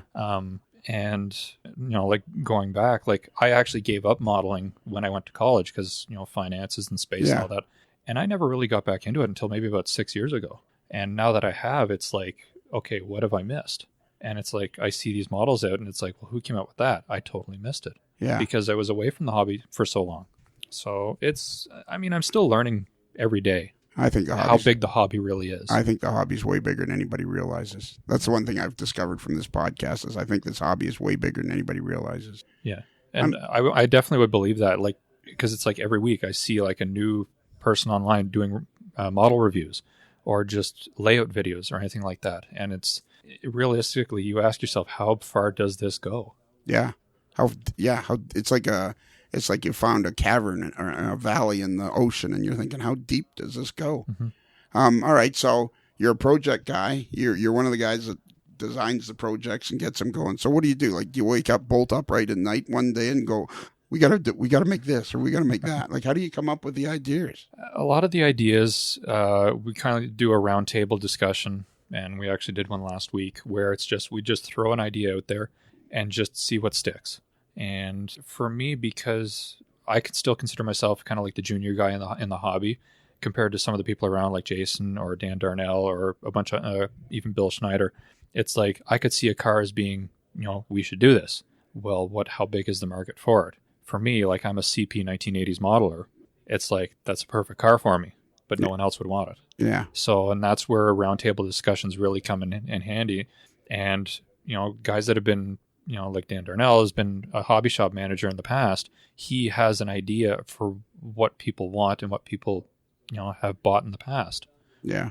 So it's, you guys sit around and fire stuff out. And... Yeah, and even sometimes at lunch, someone will just come up with an idea, and we'll just beat it around, see if it holds any weight, and if it does, usually someone will kind of take the reins on the project and just get as much information as possible and see if we can actually do it. Yeah. So what's been the most fun thing you've worked on since you've been here? What was the moment where you're working? So you've been here, what, about 3 years, you said? Yeah. So you've been here, you got here, you made the big change in your life, you came here, probably pretty quickly, you were pretty excited that this was now your job. Yeah. But there must have been a moment in the first year or two where you kind of went, holy smokes, could this be any cooler? Of all things, it was probably when I got told to take over the HO scale New Look bus project, because coming from a transit background, like I actually drove them. Yeah. Like those specific models. So like, okay, this is cool. It's like I can put my own little spin on this. I can, tweak it so that it's like, because when it was originally designed, all Jason saw was the TTC model. Well, there's other companies out there that ran them, but there's also a lot of differences in that specific bus, even though everyone looks at it, oh, that's the GM New Look. But there were a lot of differences to it, which they didn't take into account with the design. So I've kind of had to change that so that we can do it for future runs as we're doing right now. You call it the New Look bus? Yes. Is that the difference from the fishbowl? Same thing. It's the same one. Yeah. You just call it the New Look. Yeah. The official working name by its builder, GM, was the New Look bus, because the old one was considered the Old Look. Right. And I guess it was just a means of identifying it as this is our new image. Yeah. But because of the way the window glass on the front is, everyone just nicknamed it the fishbowl. Yeah. And that's what everyone kind of calls it. Yeah. And when was that first built, that bus? So they first built it in 1959, and it was built all the way through until, I believe it was 1986 or 87. It was as old as 1959? Yeah, that was when the first ones came out. Wow. There are some telltale differences between it and the later ones that, it's just when they initially built it, it was a great model. There were some design flaws with it, but they eventually just adapted, and largely the design didn't really change. There was some minor little telltale differences that, guys who are experts can pick it out within seconds. It's like, oh, that's, this model was built between these 2 years. But it was one of those things that when someone says transit bus, for a lot of people, that's the bus that comes up. Much like in railroading, it's like you say diesel locomotive. Chances are, in my mind, people are either going to say like an F unit or like an SD40. Yeah. And, it's that quintessential locomotive. Yeah. But in this case, it's like the quintessential transit bus. So there's already been a run of those, right, from Rapido? There's actually been 2. Right, okay. And those were focused more on some of the Canadian variants. Okay. And a lot of people around Toronto know the double back doors, but the double back doors were not a common thing, especially across America. So now we're doing the single back door, which was common in a lot, like most U.S. cities, as well as a lot of other Canadian ones that we haven't done yet. Okay. So it's did the TTC, the Toronto Transit Commission, did they have any single back doors? They did not, actually. Okay, so you won't be painting that one in TTC colors. No, but we are doing Go Transit. Oh, yeah? Yes. Oh, okay. So, but doing the fishbowl bus, like to actually take over that project was really cool, because, it's like, okay, putting my own spin on it, it's like, okay, and I remember the last fishbowl bus that I drove for Toronto was 2450. So I made a model of 2450 specifically for that reason.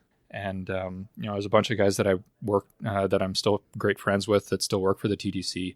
And I asked them, what was your favorite? And for a couple of them, I actually did as one of the offered models. It was their favorite bus. So they got their spin on it. Right. And it's being able to do that for friends, and even in some cases for model railroaders, to be able to do that for me is kind of special. Oh, yeah. Because I've always liked, and that was one of the things with my last job being with the TTC, it's like day in and day out. It's the same thing. You go to work, you come home, that's it. You got nothing to really show for it. But now it's like I can make a model. Oh, yeah. And I've got something to show for it. It's like, I made this. Well, I didn't really make it, but I designed this. Yeah. And I can feel proud about that. And it's something that, as opposed to, again, people who work at TCC, great job, very honorable job, a very required job, very necessary job to mankind. But with this, I would imagine that you're happy to have this floating around in your brain all the time. Oh, yeah. Right? Yeah. When you leave here, you're still excited about the bus. Yeah. You know? Amongst other things. I mean, I am working on, it's Rapido Trains. Sure. Jason always jokes it's Rapido Trains and buses. Yeah, yeah. But, there are other buses that I would like to do. There's, I just recently finished a project for the 3000 covered hopper, they just recently got shipped out. Yes. So that, I was the one that did the artwork on that, and I'm very happy with how those turned out. Yeah. And a lot of people, compared to our first one, a lot of people are really happy with how those turned out. So that, I always look at that, it's like, that's my project. And I mean, everyone has their niche projects, and that's the joy in this, is like, I can look at that, and it's, especially when I see a video of someone's layout and they're running like cuts of these cars, and it's like, I designed that. Yeah. And it's, there's a sense of, it definitely makes you feel good inside. Would you say that Jason has managed to build a company where people take great pride in their work because they know that others are going to enjoy it? That didn't come out very right, but I think I got the point out I was trying to get out. Yeah, absolutely. I mean, he's always been the type of person that sees people that are really have their heart into the hobby, and not just they do it as a job. And that's the biggest thing with everyone here. It's like we put our heart and soul into this company, not just Jason, but everyone. And that's what I think makes it so good, and why, especially for some of us, myself included, when there's something wrong, we take it to heart. Yeah. That, okay, we screwed up. Yeah. How do we fix this? Yeah. And it has happened, but that's just how we are. It's like we will see something that's wrong, and it's like, okay, how do we make this better? So now, how did you make the transition from being a guy that designs buses and hopper cars and freight cars to being the advertising guy? That must be a head scratcher sometimes. Like you say, when your creative juices stop, you must be like kind of. It is, and I mean, even that started with doing simple things like sales packs for dealers. It's like there is a visual element to it, and it's not as dramatic and flamboyant as advertising, but there's still, you have to portray that image of what you're trying to sell. So, and when I was doing that a couple of times, and after a while, Jason just stopped, proofing it. He's like, I trust you. You're good at this. And that really shifted into advertising. And all it started with was just copying designs of old, like, magazine advertising, not necessarily model trains, but just old adverts in the 50s and 60s, just that style, and just adapting it to model trains. And once I got a feel for that, he just said, okay, I'm going to put you in charge of advertising. Now, granted, I'm also the type of person that it is nice to do it, but at the same time, I'd rather design models. Yeah. I admit that I am good. I do a good job at advertising, but it does take a lot out of me. Like, I can do it 1 ad a day, and it's like I'm drained. Yeah. It's like I'm tired. I'm exhausted. I want to go home, which is why we now have a new guy that we hired on about a week and a half ago. I'm trying to push the advertising onto him because he used to do it for another company. Okay. So trying to push it onto him, it's like, and it's, again, just like with me, it was a learning curve. So now I got to push it onto him and show him tricks and, just different styles. And I mean, he did an advert yesterday for a show flyer. Something, it's not a complicated thing. It's just nice and simple. And, that's how you get your start. And so you, first off, I got 2 questions. So you said sales packs for dealers. What's a sales pack? So sales pack is where, so when we do a product launch, we will do up everything from press releases to advertisements and sales packs. And the sales pack is just, it gives you a quick photo of what the model is, a rundown of its history, its detailed design features, and then it will be every product that we're offering for that model, all the paint schemes, all the product numbers, so that a dealer can just look at it, go through, and they can have record of what we're offering. And in a lot of cases, what we do is we have it so that they can fill it out and even fax it back to us, and that's their order form kind of thing. Oh, okay. So, and we send these out to all the dealers for every product launch. And we'll even send them out again saying, we got a deadline coming up. We're sending this again just as a reminder. So now then my other question was, okay, so you've got a new guy that's helping you with advertising, and you kind of took it over from Jason. He was doing. So you got to kind of keep the flow going, right? Because, I mean, Jason is very creative and had his way of doing it. So you got to keep that same Rapido flow going. Yes. So that must be kind of a trick to. It's challenging, especially when Jason says, I could design an ad in 20 minutes. Well, okay, and taking 20 minutes, I get maybe one idea. Yeah. So because he's been doing it for so long that he's kind of become a natural at doing advertisements, and he has his way of keeping things more simple, less is more. Whereas I try to include maybe a little bit more information, but I'm also very nitpicky. I'll nudge images like millimeters until I'm happy, and I could spend 5 minutes procrastinating on that. Sorry about that. And Could have been important. well, it could have been, but if it's important, I'll see Roslyn running past, flailing her arms. Yeah, it's everyone's got their own style, and I think as long as there's some creative element to it, as she just walked by the window and realized what we were doing, so she just ran away. As long as there is that creative, like you look at it and it draws your attention, it's like, oh, what's this? Then it's already done its job. It's when you get advertisements that all look the same, and I'm not going to name names of manufacturers, but it's like every time you look at one, it's like right away, it's like, oh, it's an ad from this company. Yeah. It might be a new freight car. It might be something you want, but right away it's like, oh, it's one of their ads. Okay. You keep going. It doesn't stand out as something unique that you have to look and figure it out. So what is Josh model? What are you modeling? Yeah. You're obviously in the hobby. Yeah. I have my ideal is CP in the mid 80s as well as via rail. My background, I grew up in Eastern Ontario, just outside the old divisional point of Chalk River, Ontario. So for anyone familiar with the area, that was the old CP Transcon across Canada. Yeah. So one of the things I was saying to Dan is people all over the world listen to this, so we got to paint them a word picture. So we're in Toronto now, so Eastern Ontario. So if you can find Ottawa, so I'll even go back further. When Canadian Pacific built their Transcontinental Railway back in the 1880s, and they headed west from the general area around Ottawa, it was the first divisional point outside of Ottawa. So about 115 miles northwest of Ottawa was a little town called Chalk River. And the railway through there lasted up until 2011, when it was ultimately abandoned. The economic downturn of 2008 really was kind of the final nail in the coffin, and CP abandoned it. But I grew up, that was my first intake of trains of any sort. And I always remember, going past the town and just seeing if there was anything in the yard, if there was anything going by. And when I grew up and when I really started to notice this, it was the early to mid 90s. And once I started to get into modeling and seeing all these photos of via trains going through my hometown and old CP passengers, the Canadian, it's like I really missed out on this unique era of railroading. Right, yeah. And it's like, okay, I need to model this. Yeah. I will never own a piece of property or a house big enough to model this correctly, but I'm at least going to try. Yeah. And so that's my niche, is mid to late 80s Canadian Pacific with via passenger. I know. Don't you want to, when you were, there's things that happened when you were younger. It was like right there. And now, then when you realize 20, 30 years later, like you were right there, you just want to slam your head in the wall and go, why wasn't I paying attention? Yeah. And you want to go, and then you think to yourself, well, I was 8. Yeah. And like I was born in mid 1984, and the station in my hometown was torn down in early 1987. So I have no memories of it whatsoever. Yeah. But I've seen photos, and there's a similar station in a town near Sudbury, also in Ontario, that has, it's almost an identical footprint station. And I've wanted to model it since. I've still have yet to drive up there and actually photograph it. But it's like, that's my ultimate goal, is to model that, because I even hear stories from my mother when she was growing up in town of having to walk across the rail yards to get to school, and she'd always go by the station. Yeah. And her parents would always say, watch out for the hobos, yeah, that sort of thing. And it's like, I want to make this model so that I can show her, so that she can relive those memories.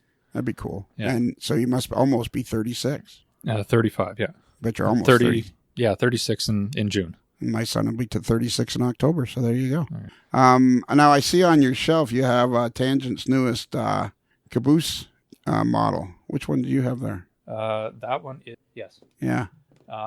It was kind of a spur of the moment purchase. Yeah. I mean, I was at the Springfield show. I saw him. It's like, you know what?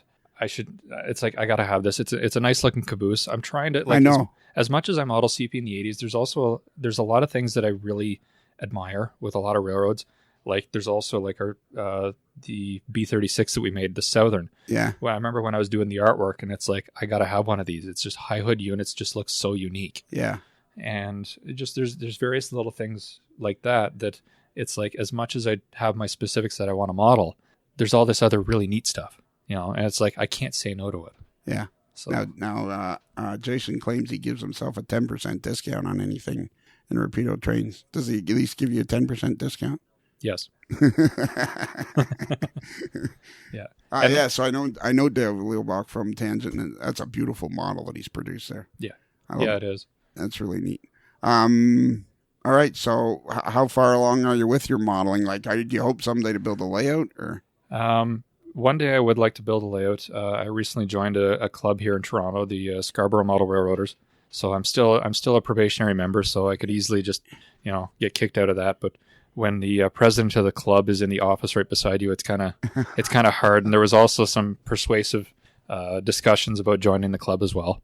So who are we talking about as the president? Mohan. Oh, okay.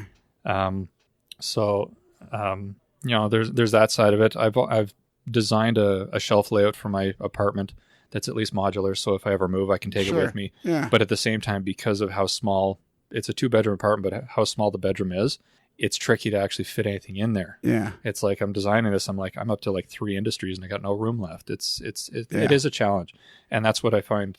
So I'm trying to take the modeling style from Britain and how they can fit so much into such a small space. I'm trying to adapt that to North American modeling. I think that's going to be the new world of North American modeling. I think anybody that's like the age of 35 to 10 is the new wave of model railroading, because you guys have always been exposed to, basically always your whole life been exposed to personal computers. And nowadays, guys that are 15 and can find other model railroaders and be accepted, whereas before, you'd be a young person trying to get into a club, and a lot of people weren't very accepting of that. And so I think there's going to be like this tsunami that moves forward of all these guys 35 and younger. In 10 years, it'll be all the guys that are 45 and younger that are always been. And I think that's part of it is building a small layout is going to become very, what's the wrong word is acceptable, but a part of the norm. Mm-hmm. And one of the biggest things I find, especially with my generation, a lot of people around the office joke that I'm a millennial, but I always, kind of push back. It's like, that may be true in numbers, but I also grew up out in the country. So stuff was a little bit slower to get to us in terms of modern trends. So no, I'm not really a millennial. I don't act like one. But when it comes to modeling, you also have the computer generation, and you get digital modeling, people that have train simulators and that. And I think that's where a lot of younger kids are also getting their interest in it. They have the train simulators and the games where you can, like SimCity and that sort of things. And that's actually where I did a lot of my so-called modeling, especially in college. Because, I didn't have space for anything because I was in dorms, but I had a computer. So I did it based on that. And you get people that are now designing layouts with some of the softwares out there. And you get, like, I know a guy that's, has designed numerous layouts on his own. He's never built anything. He has no desire to, but he designs them for other people to... Yeah. And that's another side of the hobby that I'm sure up until really, the latest generation just didn't exist. Yeah. There's a fellow named Bob Sprague. If you ever have time, look at bobstrains.com. This guy designs all sorts of layouts, mostly because he likes to, but he does it for people. And I have if you ever on Instagram, look up a fellow named Walker Embry. It's MKT 1960s. The modeling is spectacular. And I was talking to him last night, and he's 29. And I think this first time I've ever asked this question. And this is your perfect guy to ask this question to. By the way, I'm a fan of. I'm not a hater of millennials. I'm a fan. I know a lot of young people under the age of 35 that are making a huge contribution to the world. So I'm a fan of millennials, not just a hater. I think this is the first time I've ever asked a question like this. But if you've heard it before, feel free to say so. I feel like you guys all sense there's a responsibility to produce the best models you can in order for people to enjoy the hobby to the max. Does that make sense? Like, I feel like I said to Walker last night, who's an incredible modeler, an N-scale modeler, just incredible. And I said to him, because he has a Instagram and kind of a Facebook page, and I said, you have a responsibility because you can inspire a lot of people to enjoy the hobby. So I think I would ask you, do you realize that you guys, because Rapido strives to make the best models they can, do you feel like there's a bit of a responsibility to keep that going for people to enjoy the hobby as much as possible? Did that make any sense? It does, especially for the people that are true Rapido followers.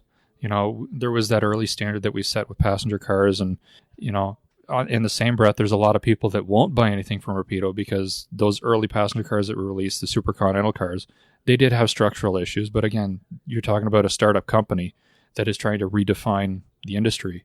And, when we show them the stuff that we're doing now, which is the same level of detail, but actually are a much better model, then they're turned again, and it's like, okay, you've convinced me, I'm going to start buying Rapido stuff again. But I think when you set a standard, to change from that standard really has an impact on what people perceive of your company. And I kind of saw that because when I started with Rapido, it was right around when we came out with the Prime Movers -8, and people saw it and it's like, oh, it's a great model. It's more affordable. And even though it was a little bit lesser on the details, people still accepted it as this is still Rapido quality. And since then, and even the model that we released, it was a lot more detailed than originally planned. Originally planned, there was like no metal details. It was very, I don't want to say Bachmann-like, right? But it's that beginner train set. Yeah. That was the intent of it. It was to be part of a beginner's train set to get people into the hobby. And it evolved into more of a proper Rapido model because that is really our niche. Yeah. And I think people have understood that. It's like when we come out with something, that is our standard. And anything less, they let us know, you've gone below your standard. What did you do? Yeah. And I think because there is that niche of detail and true Canadian modeling, and in a lot of, like, it was, B36, American modeling as well, when people see that something out there is as accurate as possible for something that they may have seen growing up, that personally, that would be more of a draw than seeing the generic model of something similar. And, ours may cost a little bit more compared to the other models, but I think that's what that draw is people can truly recreate what they remember seeing or what they want to see. I know. Yeah. I know this is not necessarily the right thing to say right in the Rapido World headquarters, but I'm very excited to see you guys start doing more American stuff. I think. So am I.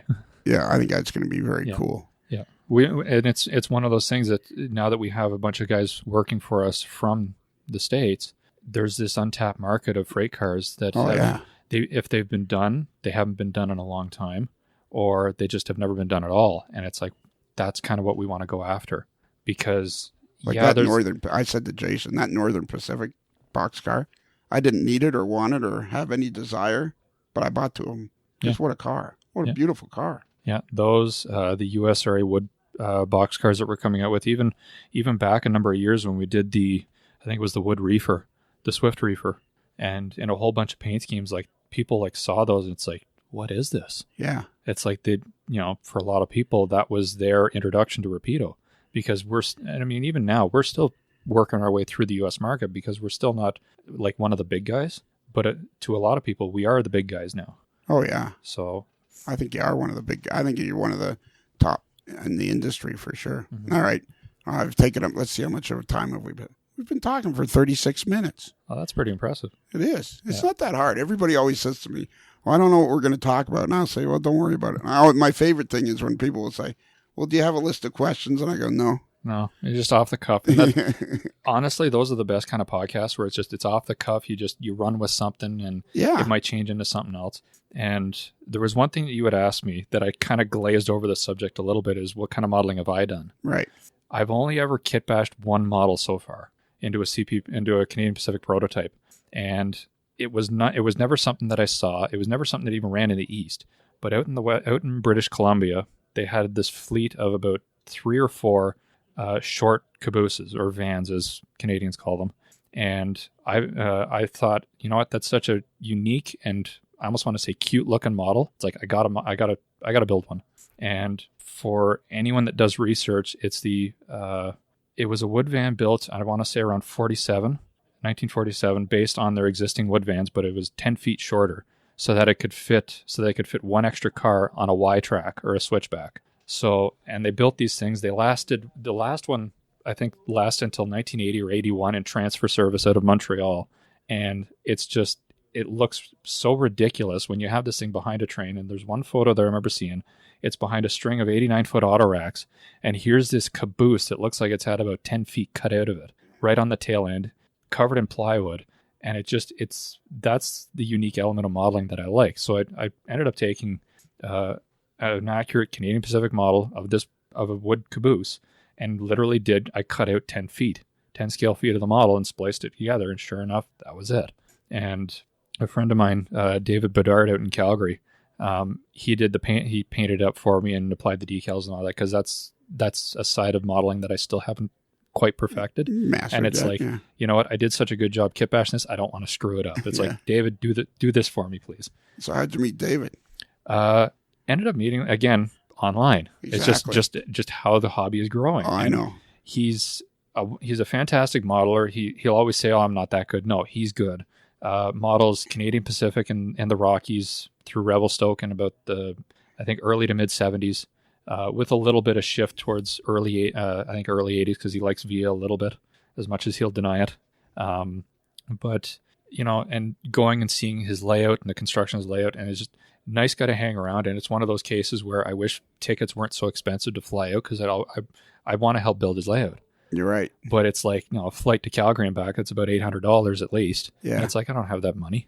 Yeah. You know, but you know, it's amazing how the internet has brought different regions of people together, and even just simple connections like I made at Supertrain over the past couple of years. And the first time I went out was about 5 years ago. And it's like, you meet these guys and it's like, okay. And you learn things off of them right away.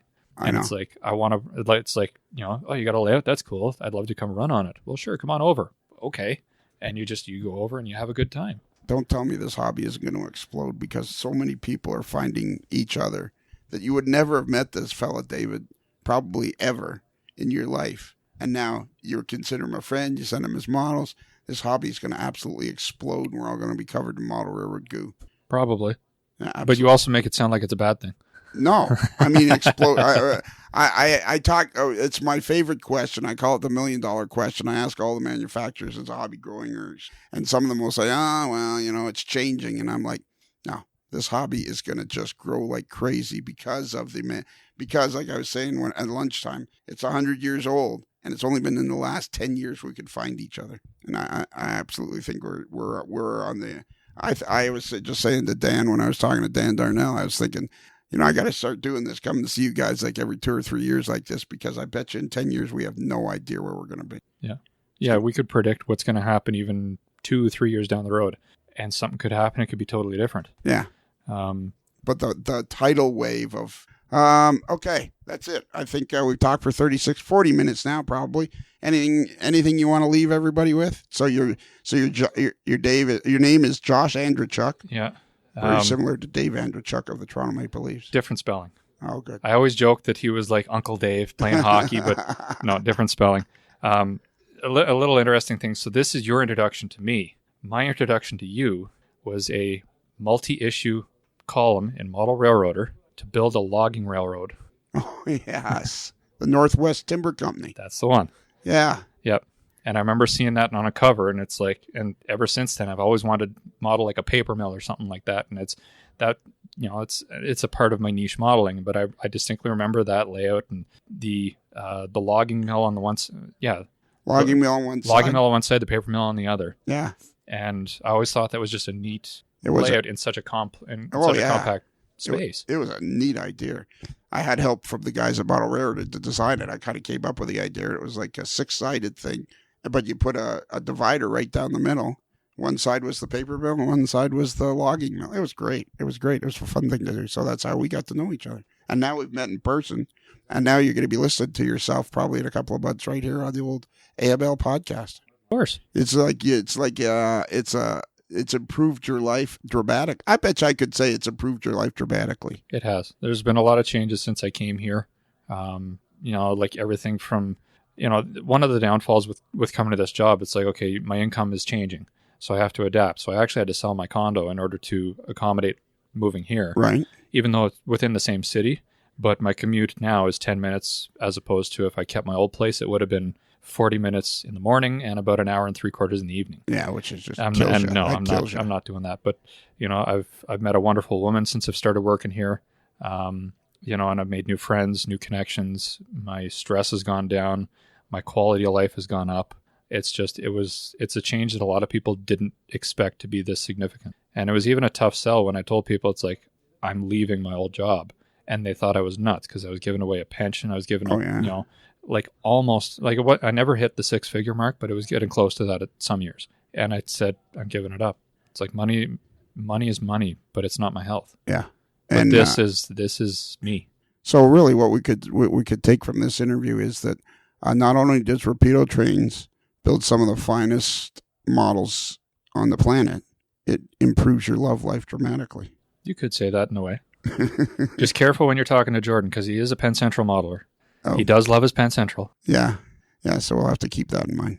All right, thanks, Josh. Yeah, no problem. Good talking with you. Yeah, I'll be back. Like a bad rash.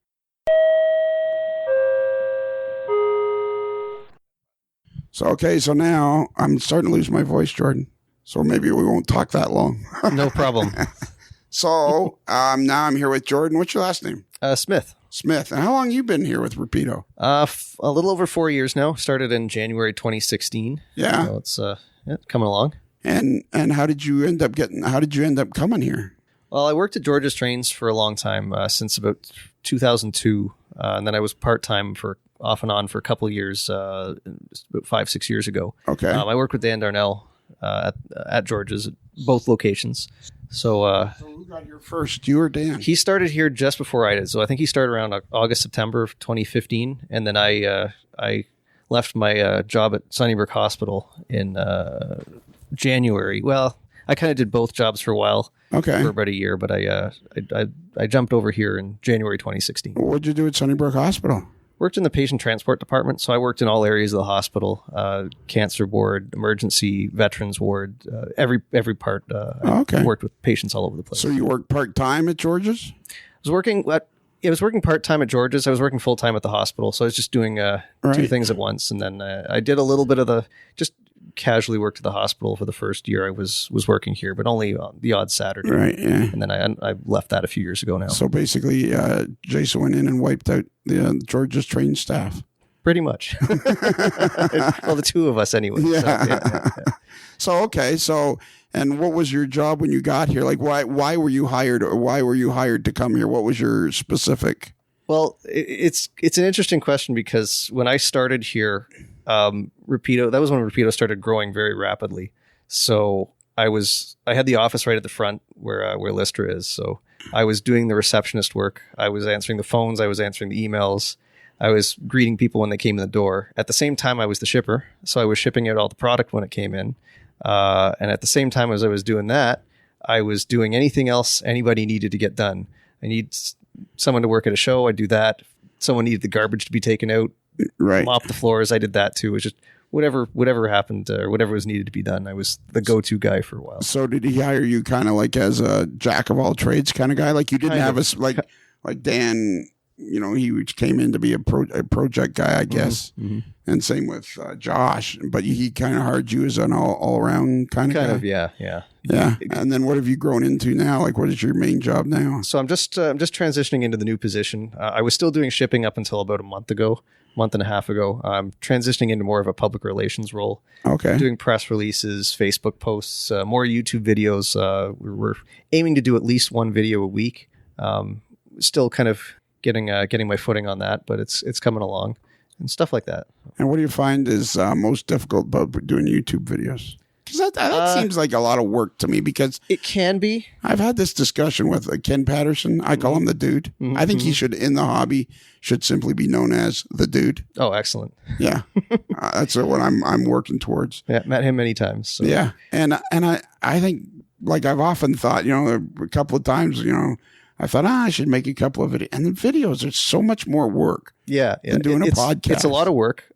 So pretty much right now, we're moving from Jason. Like originally, Jason did all the videos. Right. He made them, he edited them, he started them, he did everything for them. And then gradually I've started appearing more and more and generally taking over a lot of the videos. He's still doing a lot of the editing, a lot of the behind the scenes stuff, some of the directing as well. But gradually we're going to move towards me doing all of that in his place. It might take a while, but and that's really been the thing. He has a certain charisma on camera, so sure. I don't quite have that, but I'm working on it. So well, and even if big shoes to fill, even if you took over the production and everything else, but all he had to do was appear, that would take a huge load off. Exactly, and I think that's the kind of the direction we're going in, so he can focus more on day-to-day things running the company. He wants to get back to designing models again, because right now he doesn't have time to do that. He's doing videos and he's doing a lot of other stuff. Yeah. PR stuff, just running the company. Yeah. Like the company's like I was here 3 years ago with James Wright. And I'm like, I was kind of blown away when I walked in here. And I'm like, I've been mulling around for a while. I'm thinking, Rapido's just down the street. I got to go spend the day talking to everybody down there. Yep. And finally got around to it. And because in the back of my head, I'm thinking, I know what's going to happen. I'm going to call Jason up, and it's going to be like he's going 1,000,000 miles an hour, so I'm going to have to find a spot where I can get slotted in. Yeah, exactly. And but I was blown away at just like how many people were here and the hustle and bustle, and that's only in 3-4 years. Well, I remember when you were here, and back then the office was half as big as it is now. I mean, to be honest, we've almost outgrown this space. Yeah. With all the new people that have, we've had, a half a dozen new people just in the last 12 months. We've added people to warranty. We've added people to management, new product designers. We've got a lot of people working out of the US now that aren't necessarily in the office here, but that are doing a lot of like the design work, the advertising work, to take a load off the guy's shoulders. They're doing it down there now. Yeah. So there's more than you actually see in the office here too. So does that mean you'll be starting to do more American models, do you think? Definitely. And to be honest, it might be a bit sacrilegious, but I'm more of an American modeler myself these days. I'm a big fan of Southwestern stuff, SP, Amtrak, Santa Fe in the 70s and 80s. So I like to use that influence if I can. So. Yeah, you know what? To be honest with you, I've never really said it publicly, but my layout when it was in Montreal was West Virginia. I'm a huge fan of the Northeast. Yeah. Kind of United States, gritty, grimy. Yeah, I really love the Penn Central. It was just such a bizarre, tangled mess of a railroad with old Fairbanks, Morrison, Baldwin's lasting basically almost into the Conrail era. And it was just whatever, if it ran, put it out there on a train and put it out there and see if it worked. I know. Yeah. Penn Central was bizarre. They were. The whole thing was bizarre. Yeah. It was kind of they kind of had the right idea. I mean, what they wanted was Conrail, but what they ended up was a mess. So. Yeah. I would actually, it'd be interesting to find somebody that was, I know for lack of a better word, air quotes, expert on Penn Central, because that's an interesting story to delve into. Oh, it is. There's some pretty good books out there too. And yeah. There's some, recently one of my friends found some film about some, films that were made by Penn Central, basically showing what was wrong with it. They were making up stuff. I know the one you're talking about. There was it's on YouTube. It was a film that they put together that I think they were giving it to the federal government. They were giving it it was back when Nixon was in power. It was basically laying a lot of the groundwork for Conrail, but this is like 72, 73, and they're showing that they need this many freight cars and they need this many new locomotives because they're falling apart. They need maintenance and they don't have the money to do it. And that's really where it led. It's what led to Conrail is a lot of what you see in that video there. It is on YouTube. I can't remember the name of it, but it's speaking cool. of Conrail, you were at Dave Abelese's layout. Yeah, fantastic layout. Yeah, great guy too. Yeah, great guy. So I haven't been to his layout. So what's it like? It's fantastic. It's right up my alley too. I love kind of the 80s and even in the 90s. A lot of that Conrail stuff. You had the older GEs hanging on still. A lot of the older power was starting to go away for like Dash 9s and just before the merger. So it was a really cool era on Conrail. So you guys were there to make a video, right? Well, I wasn't on that trip, but Josh and I were on our way to do the Turboliner to do our measurements and do that video.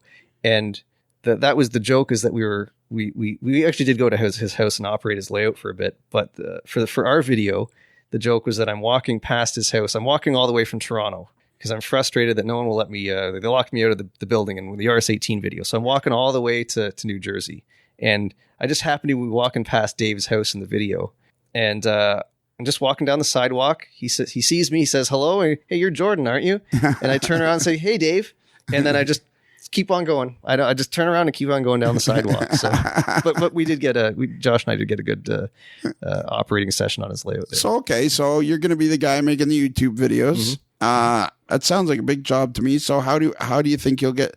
Does everybody kick in an idea, or what are your plans for that? I'm slowly working my way back into that or up to that. Jason kind of still provides a lot of the direction for a lot of the videos, where he'll give an idea of what to do, but then I'm kind of taking the ball and running with it from there. The newest one that I'm working on right now, the FA2, is kind of mostly been in my hands for that. So I'm slowly working on a lot of the kind of the filming and organizing other people around the office to be included. So. Yeah. And do you have some sort of guidelines for length and?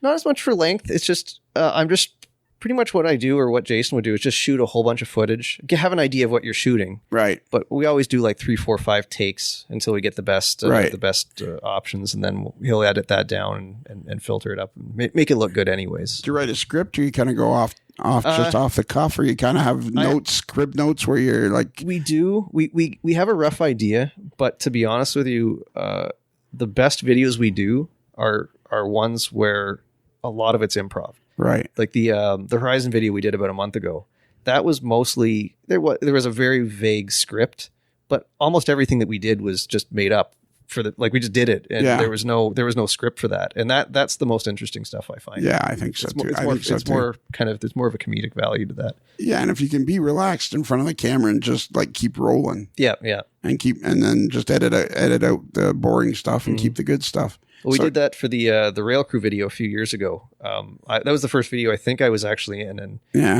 I was, as Jason put it, I was acting very wooden, and it was really boring. But then we kind of played with that and made it more interesting, and that actually made a pretty good video out of that. So, it's the thing I find with this podcasting is that if you can't be painfully self-critical. Mm-hmm.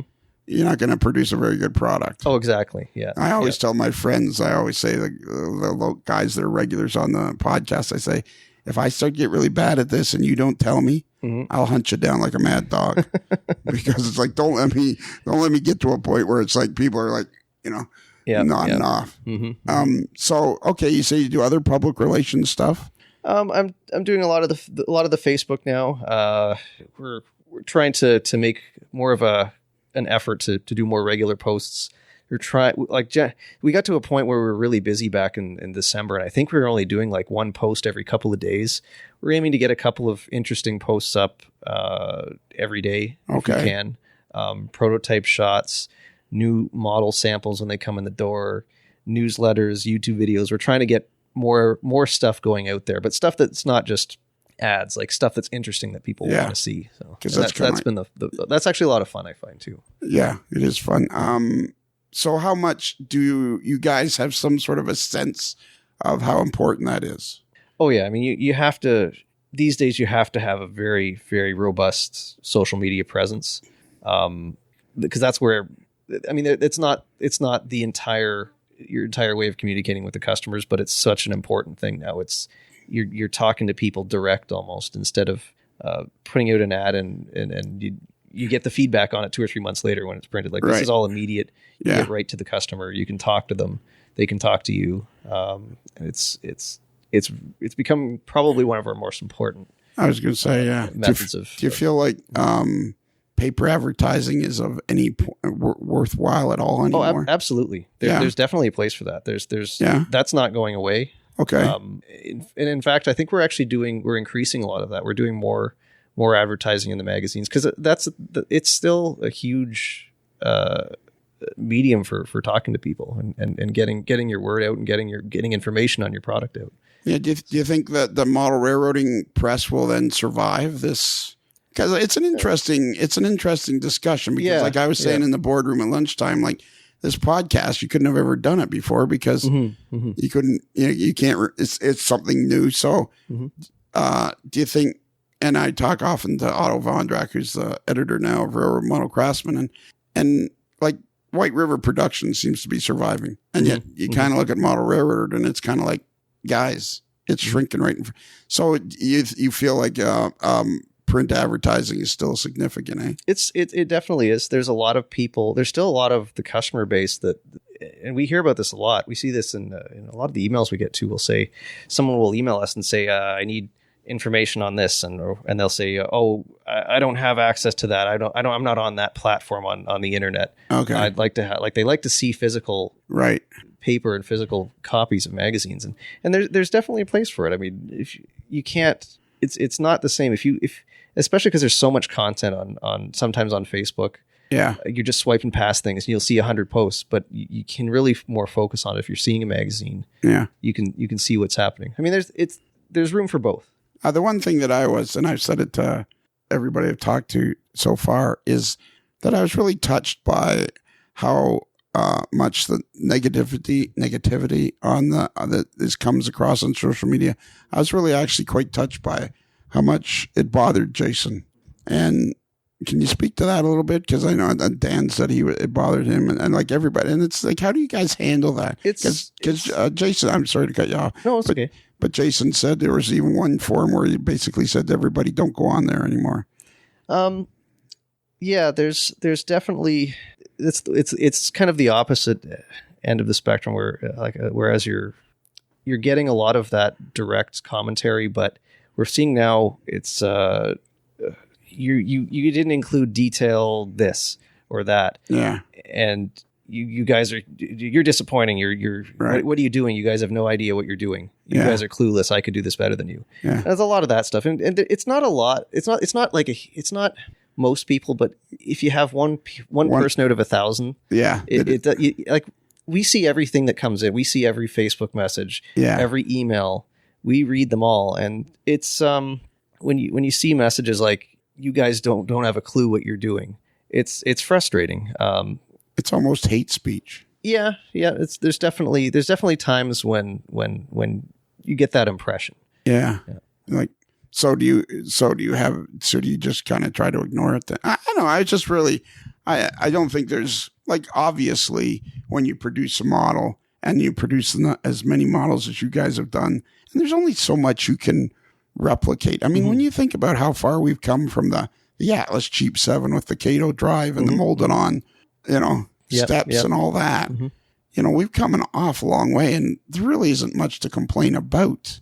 So is it just simply a matter you just try to turn away and ignore it? It depends on the situation. I mean, if it's somebody that has a genuine issue, especially if it's like a warranty issue, we'll fix stuff like that. If you're missing some parts, we're happy to send you some parts. We don't charge for that. No. If your engine isn't working, and obviously we've seen that lately. If you've got a motor that's no good, we'll fix that. That's not a problem. Even if it's like 6-7 years from now and something goes wrong, if we've got the parts, we'll fix that. So we like to keep everybody as happy as we can. I think that's a big thing we need to speak to about Rapido is that customer satisfaction is paramount, and I think it's because you can also see it in the way everybody is happy to work here. So it's like if somebody's not happy with the product, you guys are more interested in making them happy with that product rather than selling them another one. So. Yeah, and there have been growing pains in the last 6 months to a year, but it's still everybody's in it for the long run. Okay, so I'm going to ask you the same $1 million question I ask everybody, especially people in the industry: is the hobby growing or shrinking? Oh, I'd say it's growing. It's growing like nuts. For just look at the office here. I mean, I know. When I started, there was 6 or 7 of us just in the office, and now we're at 16. Yeah, we doubled our office size. Our shipments have doubled, in some cases tripled. Like when I started in 2016, we had a shipment coming in once every 8 weeks, and obviously we've had a bit of a slowdown with everything in China lately. But on average, we're getting 2 a month now, sometimes 3. Yeah, it's picked up, and it's not like this. It's not like we're bringing in shipments and the product's sitting on the shelf for a year, and it's coming in and it's going back out again. People are buying. I was asking Janet. I should ask Dan and Josh. I think maybe I asked Josh. Don't remember now.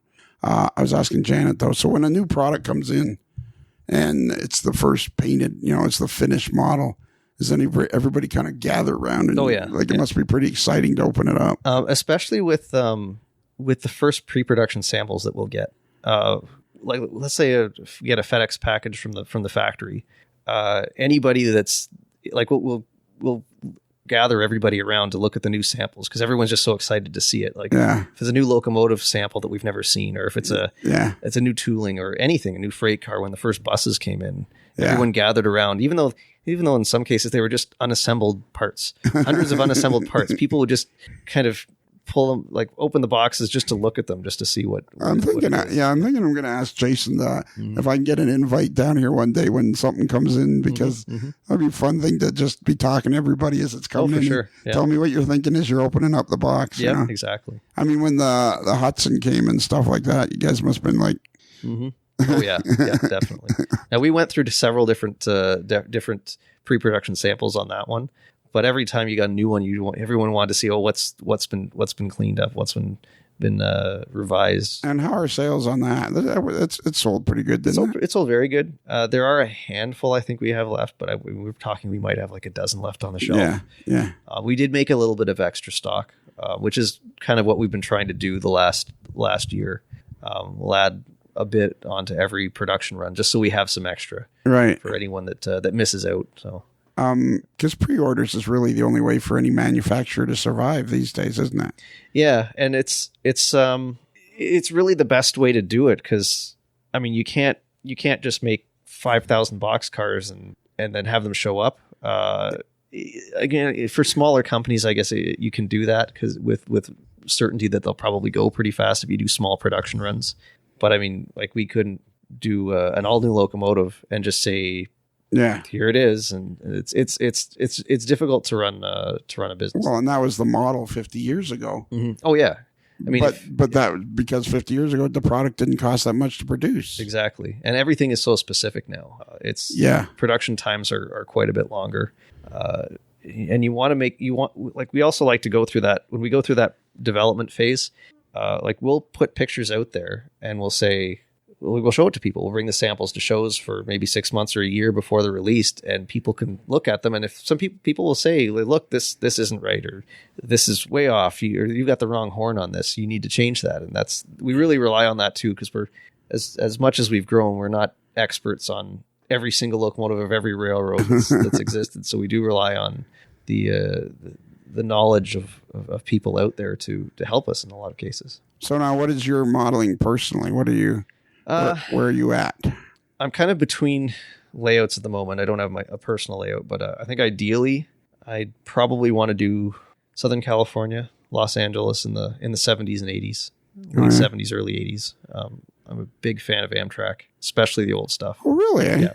It's kind of neat. It's also the one thing I find, especially being here in Ontario and Canada, in any part of Canada, really, there's a kind of the default is to model Canadian railroads. Yeah. So you don't see a lot of people up here modeling kind of outside the region. Yeah. So it's different.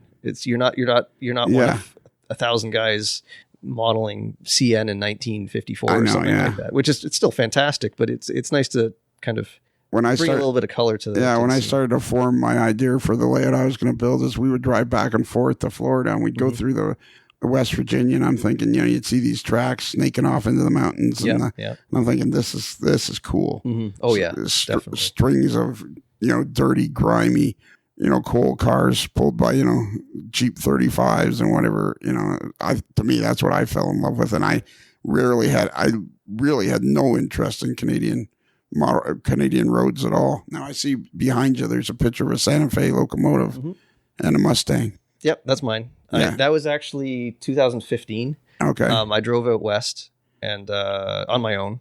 It was quite the trip. I drove all the way through the Dakotas, Montana, Washington, Oregon, and then all the way down the coast and came back through the south, all through like Colorado and Arizona, Nevada, New Mexico.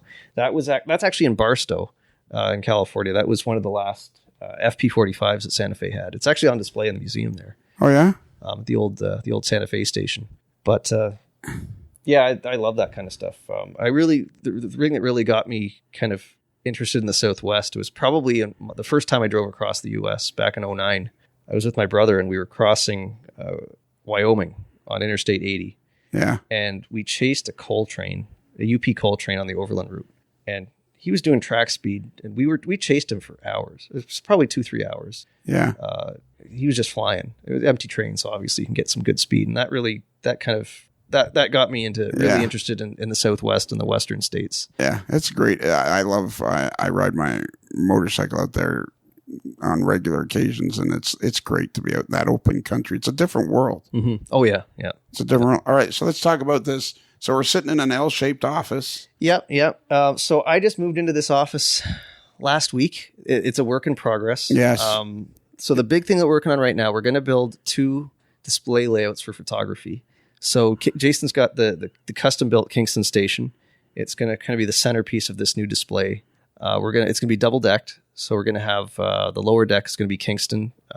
It's going to basically go across like the behind my desk here, all the way to the corner. It's going to curve and go around to the other wall. Right. We're going to have that. It's just they've started working on the walls right now. We're going to have an upper deck, and we haven't really decided how that's going to look yet. But you do realize there's no room in here for a layout, right? we'll make the room. We'll make the room. So I'm standing up now and looking back, and I'm like, no, there's no room in here. Oh, I see you're doing the cove corners. That's good. Yeah. So they started working on that yesterday. He's actually coming back in a minute to do a last, not a last, but the next coat of plaster on there. So is that masonite that he's? I think it's masonite, and I couldn't really explain how they built it, but it's supposed to be. Yeah, it's going to look good for photography anyway. So it blends into the whole wall is going to be blue. So it's going to look great. Yeah. I'm probably not allowed to tell you this, but there's no room in here for layout. And I see some Star Wars stuff up there. Star Trek. Yeah, I have. Sorry. I have an Enterprise B, and I have an Enterprise C, and an Enterprise A. I also have the Reliant up there too, of course, to go with the Enterprise, the original Enterprise. So I'm a big Star Trek fan, probably as much, if not more, than Jason is. So yeah, but he'd probably argue that fact with you. So what's your favorite? What's your favorite phase of Star Trek? I'm particularly a big TNG fan, Next Generation. Great characters, great storyline.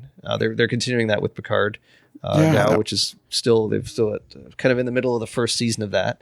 So it's been interesting to see him come back after, it's been almost 20 years since the last movie came out. I know, yeah. It's 2002, I guess. There's a great scene. There's a great scene with Picard in one of the movies where he says, this is where it stops. I'm drawing a line in the sand here. Yep. Yeah. I love that. That was out of first contact when the Borg are on board the Enterprise E and they're slowly taking over. And that was actually a great speech. It was a great speech. A lot of Moby Dick references and stuff like that. It was good. Yeah, it was good. All right. So, what's the thing that has surprised you the most in your 4 years of being here at Rapido? Surprised the most? Not even necessarily surprised, but I don't know. When you first got here, you're sitting out front. You're doing everything. And here we are 4 years later. Now you're going to be in charge of public relations. Actually, that's probably just that fact itself. I was probably the quietest person in the world up until 2016. Okay. I generally kept to myself and I had a Facebook account, but I didn't post on there much. And I never would have imagined doing videos and putting videos of myself up on the internet like that. So that's actually just doing that. It's been actually just the personal development has been a big change for me.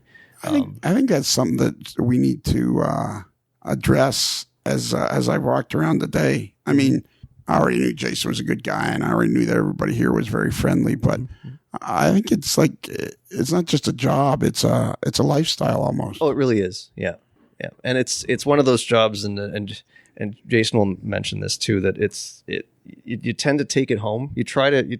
I'm trying to kind of separate the two, but you think about it when you're not working, it's still on your mind. Yeah. If it was any other job, probably not, but just it's always it's part of the lifestyle, I guess you could say. So. And I think that's the best thing about being creative is when you're creative, you're creative 24 hours a day.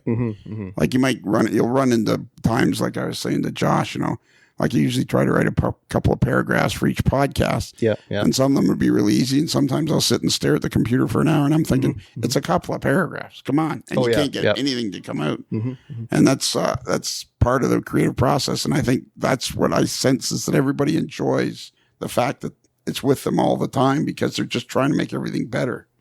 Oh, yeah, definitely. Which is pushing the company forward. I'm like, every time I talk to somebody where they go, well, I think the hobby's changing, I'm thinking, this is like invest in real estate, my son. You can't go wrong. Yeah, exactly. And I just don't see this. I spend here today and I just think this, I really truly believe this hobby's going to explode. Yeah. And we're all going to be covered in model railroad goo by the time we're done. Because, look at you. Like now you're into this situation where something you would have never done before. And it's such a new, like I said in the boardroom, like the hobby's probably 100 years old. Yeah. It's only been the last 10 when we've all been able to connect. Oh yeah, definitely. So I don't think any of us can grasp what's about to happen to us. I really think that's where we're at. Yep.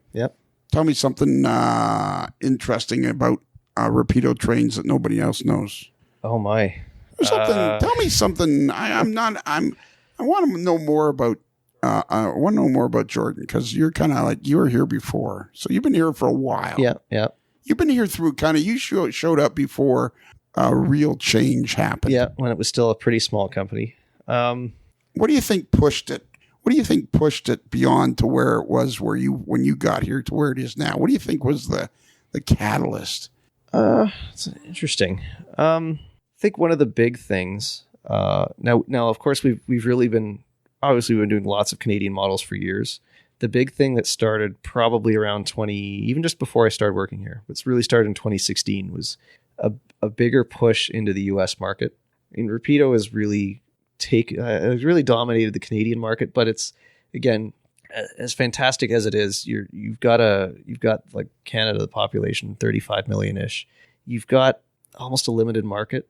Yes, it's good, and it's a fantastic market. It's a solid market, but you've got that market south of the border. You've got 350 million people or 400 million people that you've got right on your doorstep almost. Yeah, and I think that's been the big thing in it, especially when we started doing like a lot of the 3-4 years ago. We did the FAs and the RDCs and a lot of that stuff.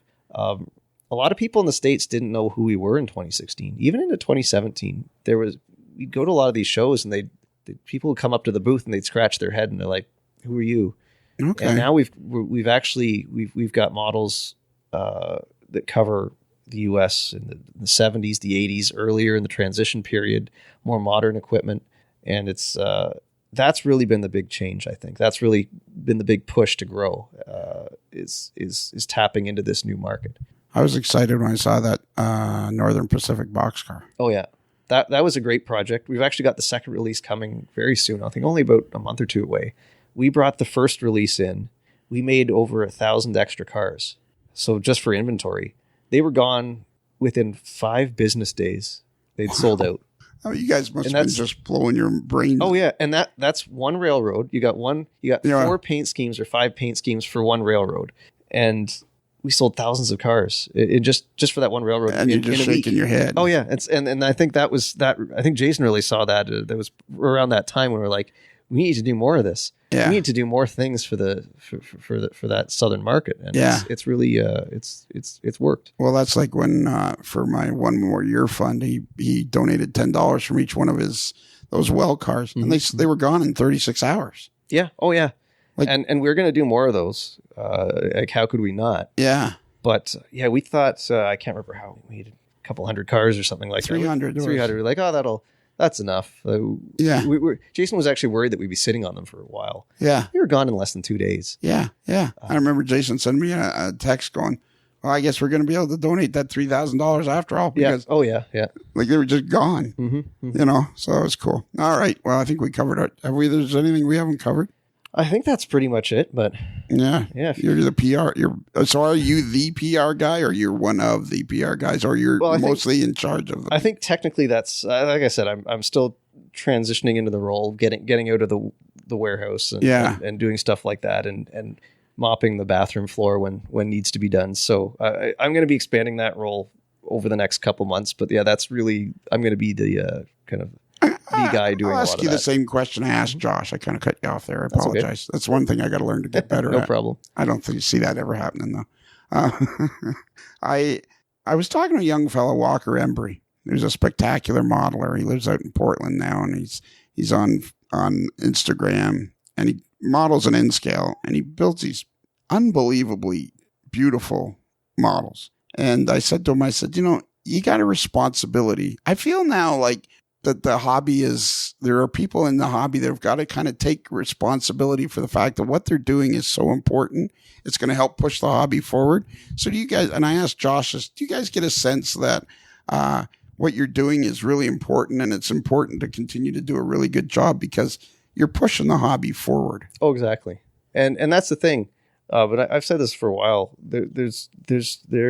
Everybody that works here is here because they want to be here. They're not just people we've picked off the street. Hey, we need someone to do this job.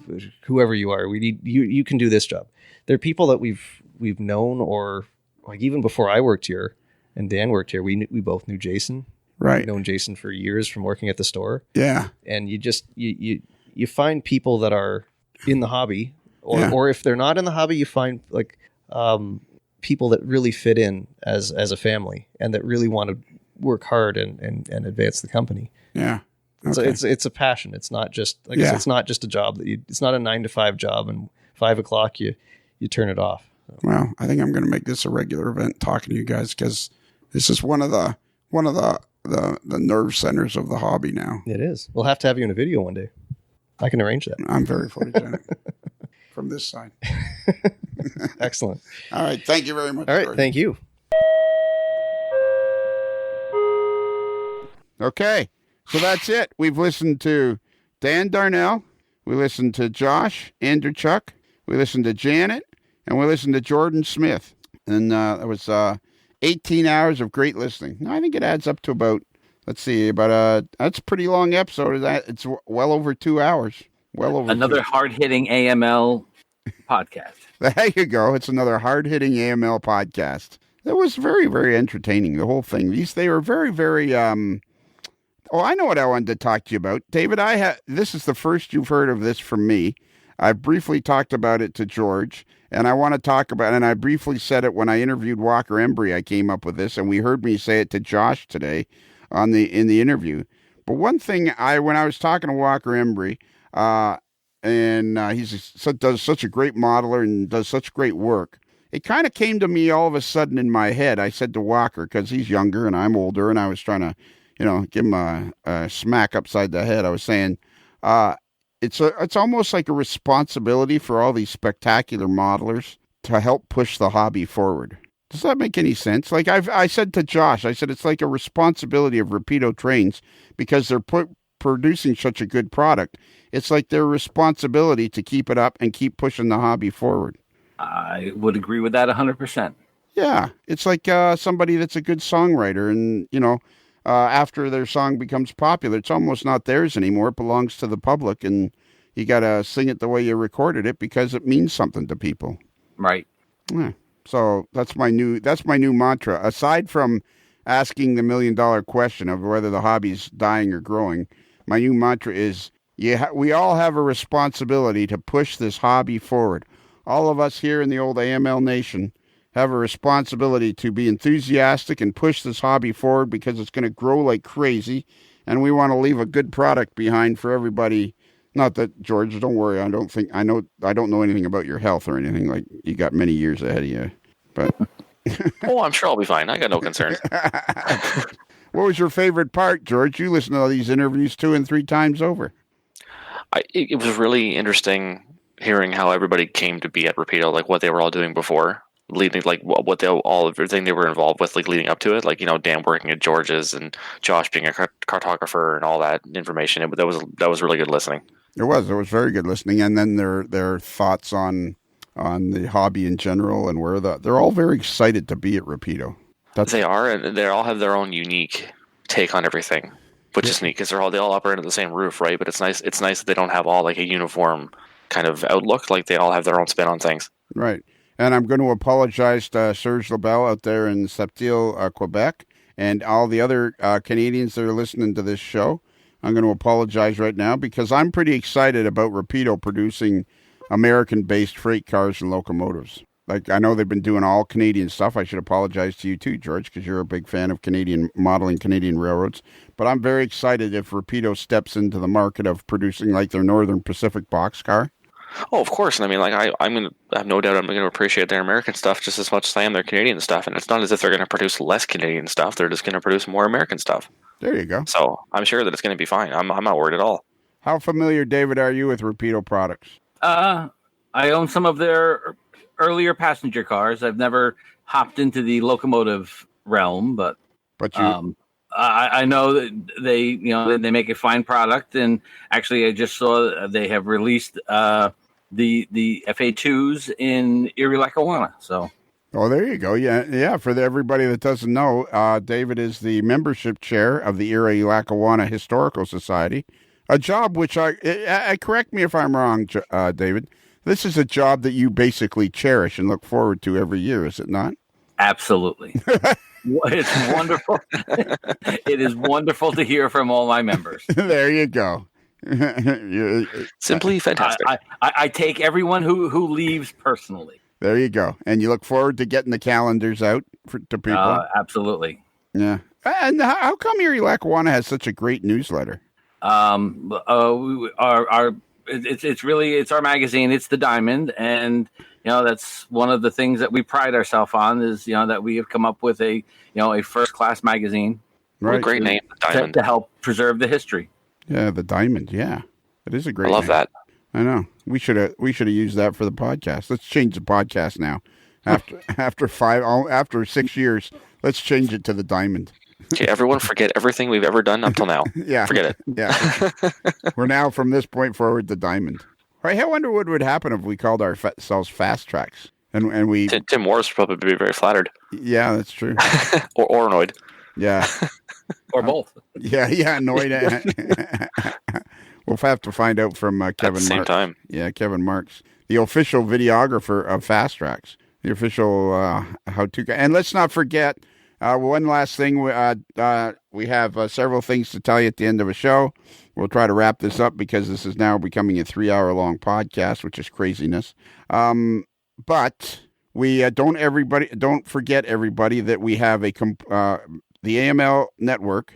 Modeler's Life has a complete library of how-to videos, and they're all over there on Ron's Trains and Things. Ron Marsh has graciously agreed to make all these videos for us. So if you just go over to Ron's Trains and Things and on YouTube, very easy to find.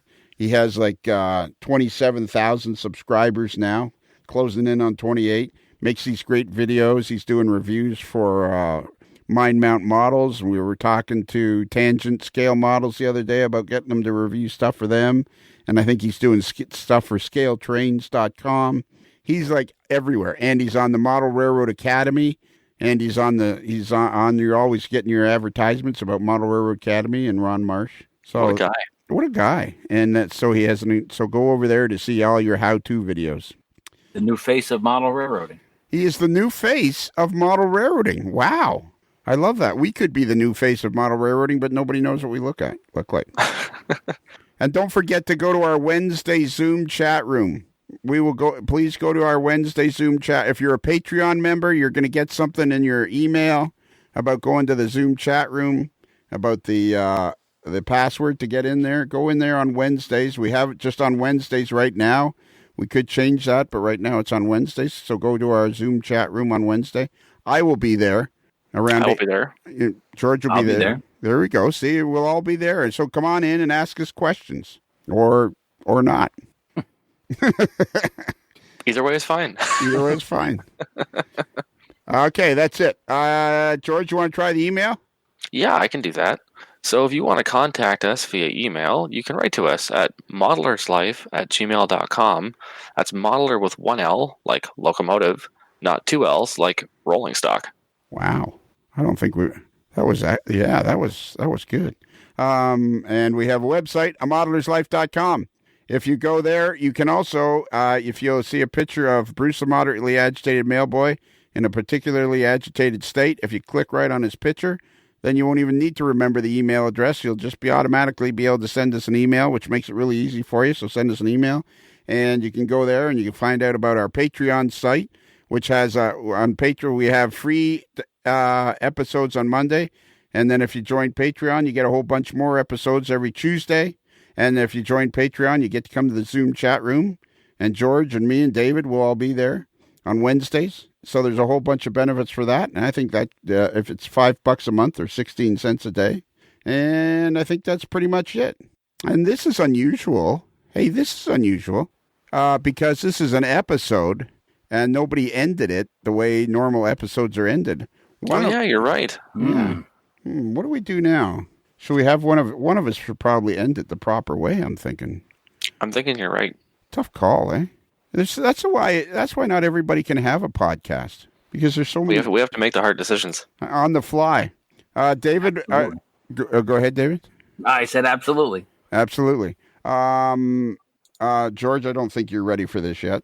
So, David, at the appropriate time, David, can you pretend that you're one of the 4 people we just interviewed and take us out of here? Absolutely. Well, David, or Dan, or Josh, or we had a Dave. No, we didn't have a Dave. We had a Dave Andrewchuk. He was the hockey player. Yeah. Well, Dan, Josh, Jordan, or Janet, as we close the barn doors on another episode of A Modeler's Life and the sun slowly sets over the back 40, I guess there's nothing else left to do except for you to say... Happy rails to you.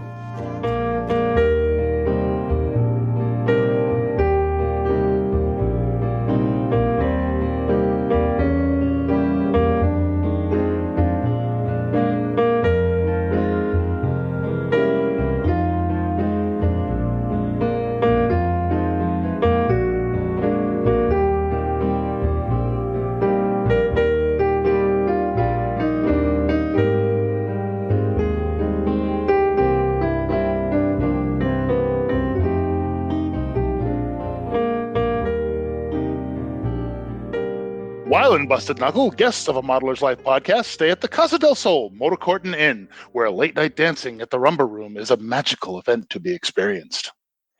It's another Lincoln Homer.